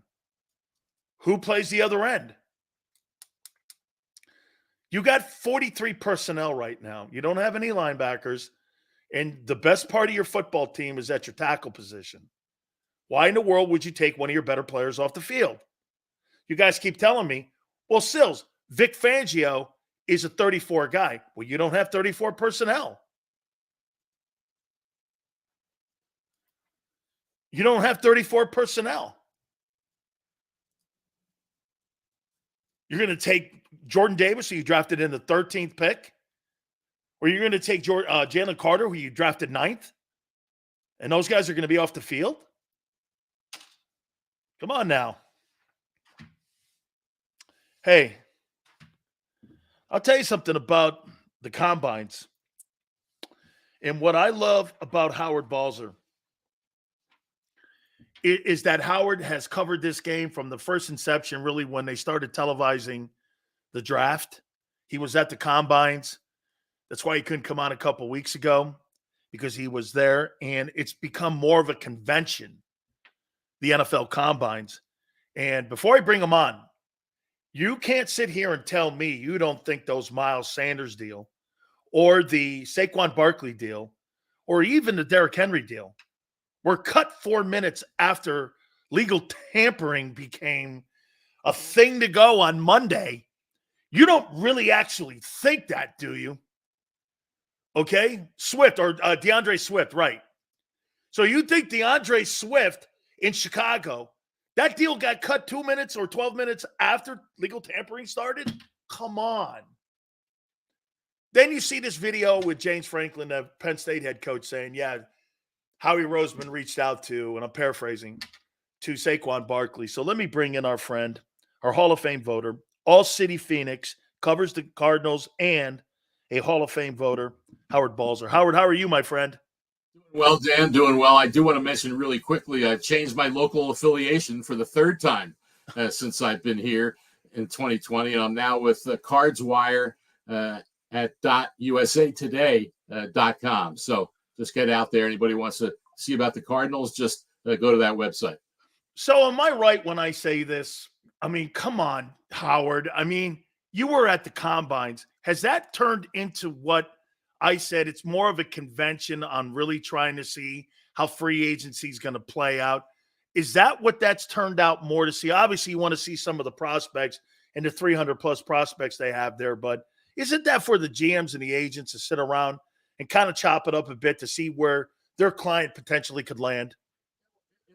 It's for all of it. It's not just for that, but yeah, the other is a big part of it because the teams obviously spend a whole lot of time interviewing players and watching the drills and all the workouts and all that. But yeah, that's a big time where these guys start talking, and the whole combine is a show. When Caleb Williams decided not to do his medical test, which I thought was very short-sighted and ridiculous, and everybody on NFL Network is defending it and calling him courageous and all these things, which is fine if you want to say that about him, but at least talk about the flip side, which means now the Chicago Bears or any other team that might be interested in him, if there's a trade, don't have medical tests on him until a whole lot later. It just didn't make sense for him just to do it. It didn't make sense for him not to do it once rather than go to a physical for perhaps multiple teams. And so they defend it all. They don't say a discouraging word. And my line, I think you'll like this one that I came up with. It was very fitting. And of course, they're promoting the drills and how important they are. And look what this guy did and all that, which of course doesn't have a lot to do with playing football. And so I said it was very fitting that the combine was sponsored by No Bull, because I said it's really total bull. But that's what it is. It is a show, and I guess we got to live with it. What'd you make of the move, the Eagles going after Saquon Barkley and landing him? I mean, Howard, second overall pick. He's been spotty health-wise. He's been on a horrible team. I mean, for the last probably 4 years. Last 4 years, 2,800 yards rushing since the knee injury. I mean, he's 26 going on 27. And like in dog years, that's a lot for NFL guys, especially at the running back position. And $13 million. How do you look at that deal for the Eagles? Well, there was, I think it's a little over, well, it's about 25 guaranteed, which is really the key thing. So it's only an average of 8 a year guaranteed, a little bit over. And I think from the Eagles standpoint, they're hoping, hey, if we can get 2 years out of Saquon Barkley, we're happy. If we get a third, that's gravy. I do think that one of the aspects of that team last season, which contributed to some of the issues late in the year, and while, DeAndre Swift had some good moments for him, and it's funny you just did the little slip with Miles Sanders, the Eagles were better with him the year before. Yeah. And then he left as a free agent to Carolina, and they got Swift, like I said, played nicely, but he wasn't as good as Sanders. Barkley should be better than both those guys. I think that was a key for them to be able to have that established running back that other teams are going to have to account for a little bit on defense. And so, overall, a lot of these contracts, Dan, you look at the numbers and they're put out there really quickly. They're not complete. They're misleading. And now these guys, in addition to putting out incomplete and sometimes inaccurate contract numbers, they now are throwing into their tweets who the agent was that negotiated it. I mean, this whole quid pro quo going on here where, everyone calls them great reporters, right? But is it really reporting when you get a group text from an agent telling you what the contract in his eyes is, and then you don't ask any questions about what it really is, how much is fully guaranteed, Is there phony money near the end of it? All those things. But, the Barkley deal has some pretty good money in it, obviously. And the Eagles feel certainly that they're going to get hopefully at least 2 strong years from him. And, 2 years ago, the Giants were in the playoffs. And that was when Daniel Jones was healthy. Barkley was healthy after having 2 years of injuries. And now at least he's been healthy these last 2 seasons. And the Eagles will cross their fingers that that'll continue. Isn't the better move Henry going to Baltimore? That's a real good move. He got less than Barkley only because he is 30. I'm not sure when he turns 31. It was a couple million a year less. Yeah, and on average. But at his age, that's the whole thing with all these running backs. And we saw all the hoopla last year when 3 guys, Tony Pollard and Barkley and Josh Jacobs were franchised, and they're having Zoom calls together and saying, what can we do, about this running back problem? No one values us. Then you had crazy suggestions that the running back should form their own union, which of course is so ludicrous it shouldn't even be discussed. But they've come to realize this is what the market is. And I've always said this, Dan, the whole line about running backs not being valued, they are valued. Every team realizes they still need a running game and you need a good running back. And so there's value in there. The value is in the market in terms of money. And when you get to that second contract and you're 26, 27, 28, 28 years old, whatever it is, you're not going to get a 4 or 5 year contract with huge guaranteed money because it's just too much of a risk. And it's very rare that a guy's going to last that long and play at a high level. So they all realize the reality of it. A bunch of them are free agents in these last few days. And a bunch of them, moved teams and got the best deal they possibly could with what the market is for running backs. Jason Cole brought something up yesterday that was interesting. And one of the reasons he felt that the Eagles signed Barkley is because of something that you broached on. And I'll talk a little more and expand on Kelce here in a minute. That, like you said, the year previous, they were more physical of a running team under Miles Sanders. And last year it became more finesse. And that was part of the problem at the end of the year. They were getting outrun. They were getting outrushed, especially with all that investment in the O-line. His contention was, well, they lose Kelce. They want to stay a physical team. So they brought in a physical running back to keep that identity going. And Jason was like, hey, you got a lesser center in there now in Cam Jurgens, but you still want to be a physical football team and they want to get more back to that. Does that make sense? No, I think it absolutely makes sense. and certainly you hope that I shouldn't even say hope.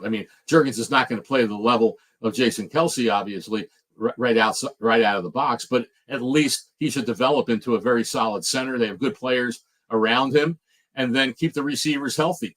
Certainly it's almost as if, Dan, anymore, people don't even want to mention when teams lose key players to injuries, because then the no excuse crowd says, well, all teams have injuries. Well, to a degree that's true, but when you lose some of your best players, it's awfully difficult to replace them. And we saw that with the Eagles down the stretch when A.J. Brown got hurt. Halfway through last season, he was being talked about as a potential MVP candidate. And then everyone's supposed to believe that when he's not there, all of a sudden the Eagles are the same team. Well, they're not. Obviously, they had a lot of defensive issues that they have to solve. But that was also a key one with the running game and with not having Brown in the home stretch of the season. I know you have so many people on your desk that you're looking at that are going to be more relevant when it comes to Hall of Fame. I had never, maybe you had. The Pro Football Hall of Fame follows me on Twitter, obviously, because of my uncle in there. And we're kind of friends. I was friends with David Baker and all the folks there. I love everybody up there. I'd never seen a bat signal out for, hey, 2029, Jason Kelce is eligible for the Hall of Fame. I'm like, holy cow, they're throwing a bat signal out for all the fans out there for this guy. And, just a synopsis on it. I know that you haven't done your due diligence, and I know you know who the player is, but you're looking at the guys who are coming up this year. For you, when you see Kelce and what he's been able to accomplish, I think he's spectacular in what he has had with his career. How do you see him? I was asked that question last week and how I see him, and with the whole talk already, he's slam dunk Hall of Famer first ballot.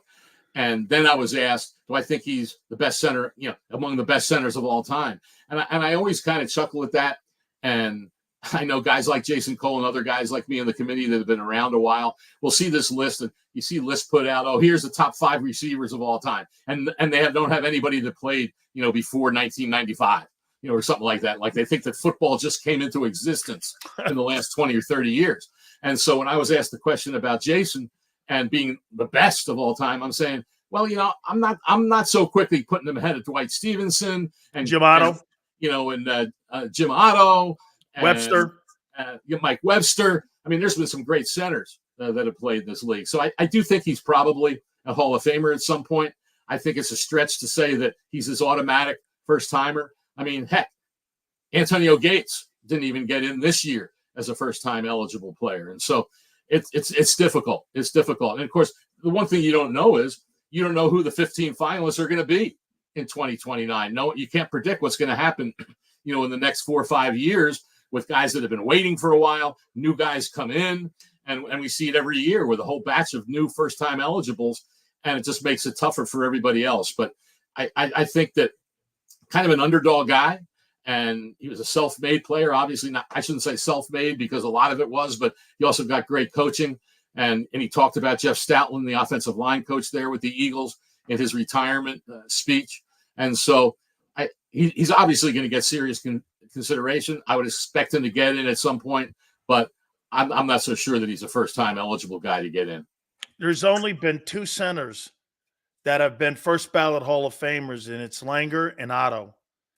Those were, and when you think about Langer played on some of the greatest teams in the history of the league. They won 3 straight AFC championship games, 2 straight Super Bowls. One of those teams was undefeated. And obviously Otto was a 12-time All-Pro, obviously AFL, but, it translated over once he came and they merged the league as well. He was part of the transformation of AFL, NFL football. So there was an importance to him. I'm biased with him because he's a Hurricane. Okay, so that's being out there. But, I mean, there's really not a lot of people at that position. So you're right. It's going to be really who are the eligible guys that year, right? Good question. Yeah, that's a good point about not. And I thought that's why Gates probably had a really good chance. And, I'm sure he's going to get in soon. I'm pretty shocked he didn't go in. Yeah, and that was one of the things is because you've got 3 wide receivers, right, who have been back year after year with Andre Johnson, Torrey Holt, and Reggie Wayne. And while Gates not a wide receiver, in a lot of ways, he was a wide receiver, playing the tight end position.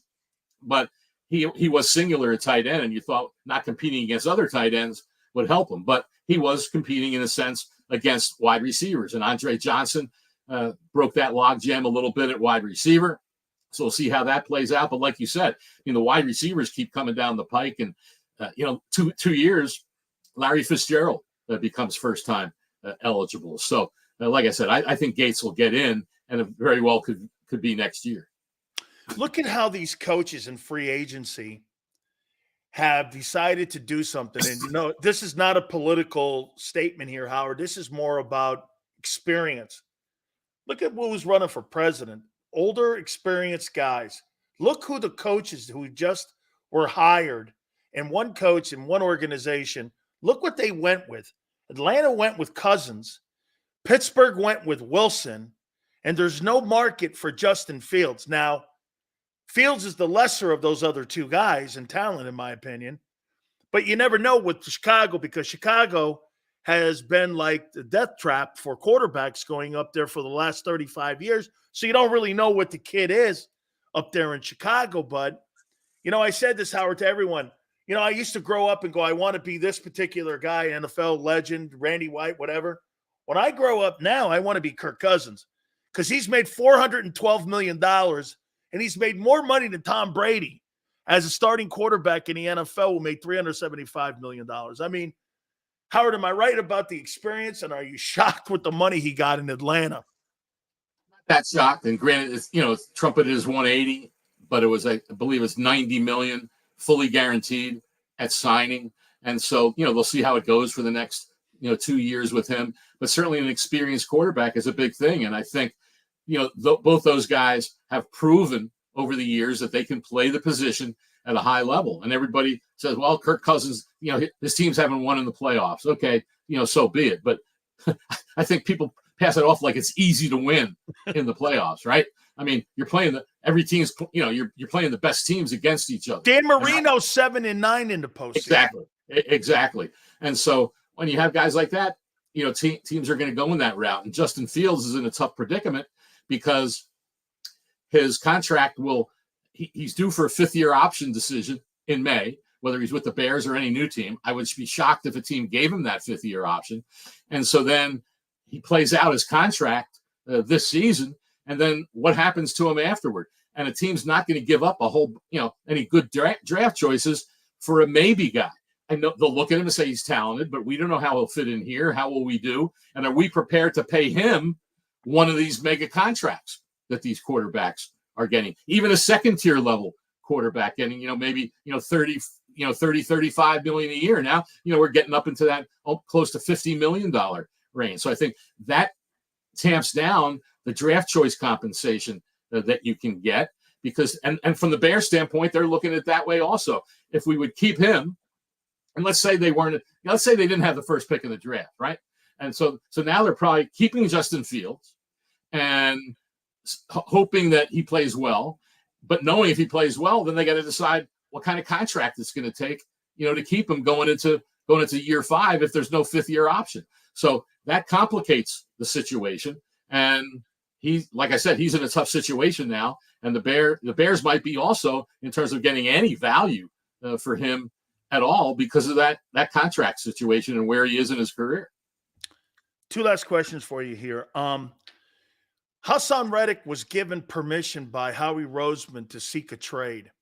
And he's been productive, but at the end of the day, Howard, just like Arizona and Carolina, elite pass rushers don't get traded 4 times. They just don't. And I think he's a one-trick pony. And on a bad defense like the Eagles had last year, $20 million just doesn't seemingly make sense, or the money he wants. Now, look, his pass rush numbers predicate that he's in line with those guys, but yet he can't cover tight ends. Arizona knew that. He's not the greatest tackler on the planet.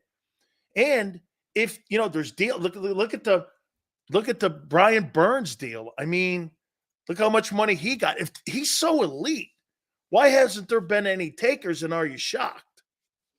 That's a great part of the equation. And a lot of it could be, what do we have to pay him on his next contract? And again, like you said, you look at his career, Arizona didn't know what to do with him for a few years, and then they changed defenses and changed coordinators.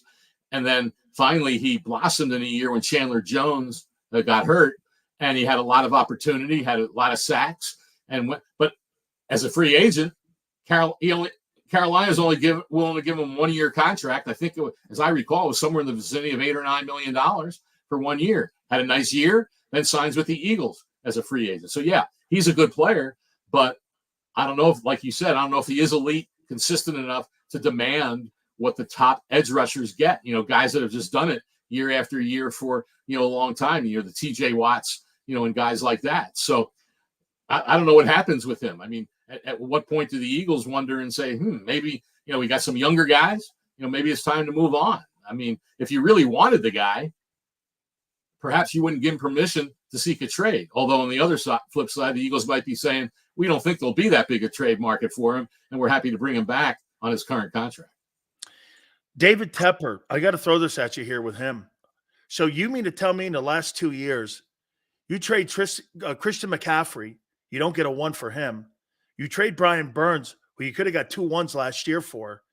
And teams were lining up. The Rams offered 2 1s to try to bring him into Los Angeles last year, and you give him away for a 2 and a 5? I mean, and you need draft equity because of that move you made to get Bryce Young to move up in the draft a year ago. Boy, I'll tell you something. That's pretty crazy, Howard, how that organization is run. Too much involvement from the owner in this, because that just seems that there's not football people making football decisions here. That's the thing you wonder about. How much is he truly involved? Is he mandating certain things? There's a lot of stories out there that he's the guy that wanted Bryce Young. I mean, and a lot of stuff gets put out there, and sometimes you don't know what's truth and what's fiction and all that. But everyone does say that he's way too involved in it. I don't know that he's making final decisions, but if the owner suggests something and he's the owner and he signs the paycheck, a lot of times you better, go with the owner's suggestion. You want to keep your job. And so they've been very active in these first few days of free agency, trying to surround Bryce Young with talent and see if now another coaching change can help. But boy, that's a tough situation for people in Charlotte to wonder, what is this team truly going to look like? And so, with a new coach again and a quarterback that you're not so sure about yet, but you obviously have to surround him with talent. And there probably is too much involvement. I think sometimes when the owner, not sometimes, most of the time, if the owner puts himself too much into the picture, that can lead to a lot of issues in an organization. Finally, is Eli Manning a Hall of Famer? We're going to be discussing it next year, assuming he makes the final 15. And I think, that we might need an entire day for the discussion on that one, because, I'm on the fence. I lean towards no. And I know that there's the 2 Super Bowl wins, but the reality of those Super Bowl wins is, if it wasn't for the defense and how they played against the Patriots and Tom Brady in those 2 games, they wouldn't have even been in position for the late game heroics that occurred in both those victories. And the rest of it is just okay. He's 17. He's 117 and 117 and 1. 500 record. 500. He's got a 500 record. Right. And the teams around him weren't great. And that's certainly a part of it, but it's not like he lit it up consistently no matter what. So I think there will be the 2 Super Bowl camp that is in his side, but I think there's going to be a lot of selectors who look at that record and say, not so sure. And that's why I wonder, will he be in the 15 finalists? When you look at it, you've got 10 guys coming back who didn't get in. Then whatever first-time eligibles will be in the finals, and there's some other very good players there. Although I don't know that there's a bunch of slam dunks, but there's very good guys. So and then you've got other guys who haven't been able to make it into the 15 that are probably deserving. Will we see another receiver, let's say like Steve Smith, get in there, because now with Andre Johnson leaving that log-jammed group? And so my sense is he'll probably get enough votes to be in the final 15. But I don't think that that's automatic. I might be sacrilegious here. People might say I'm absolutely crazy, but and I'll say this. Look at the trade that went down in that draft. What was it? 2005, I think. 4 when they told the Chargers they didn't want to go there. So I think Rivers is better. Yeah, I was just going to say that Phillip Rivers is better. He didn't have the Super Bowls, and a lot of that was mainly because they would usually lose to the Patriots or the Colts. And so I definitely think Phillip Rivers is a more talented quarterback. And so he doesn't come up in this same year, but he'll be there, pretty soon. And so it's going to make for a lot of interesting stuff. There hasn't been a quarterback go in a bit, and all of a sudden we'll have guys like Manning, like Rivers, like Roethlisberger, like Drew Brees that will be entering in the next few years. Tom Brady, of course. So it'll be very. Where does Eli Manning rank in that group of guys? Now, just because you might realistically say he's at the bottom of that group, does that mean he's not a Hall of Famer? I don't know. It's like I said, there's 50 of us voting, and that'll be one of the more interesting discussions we have, assuming he gets into the top 15. I think it'd be the greatest thing on the planet for the Hall of Fame if he doesn't become a first ballot, because then you put you put a floor on what it's going to take to get back in there again, because that also precludes, I think, Matthew Stafford then. Even though he's won a Super Bowl, you can't have that less of a 500 record. And look at what Jared Goff is doing in Detroit right now. He's turning that franchise around, and you had Megatron there. Hey, Stafford wins the Super Bowl and all, but he's under 500.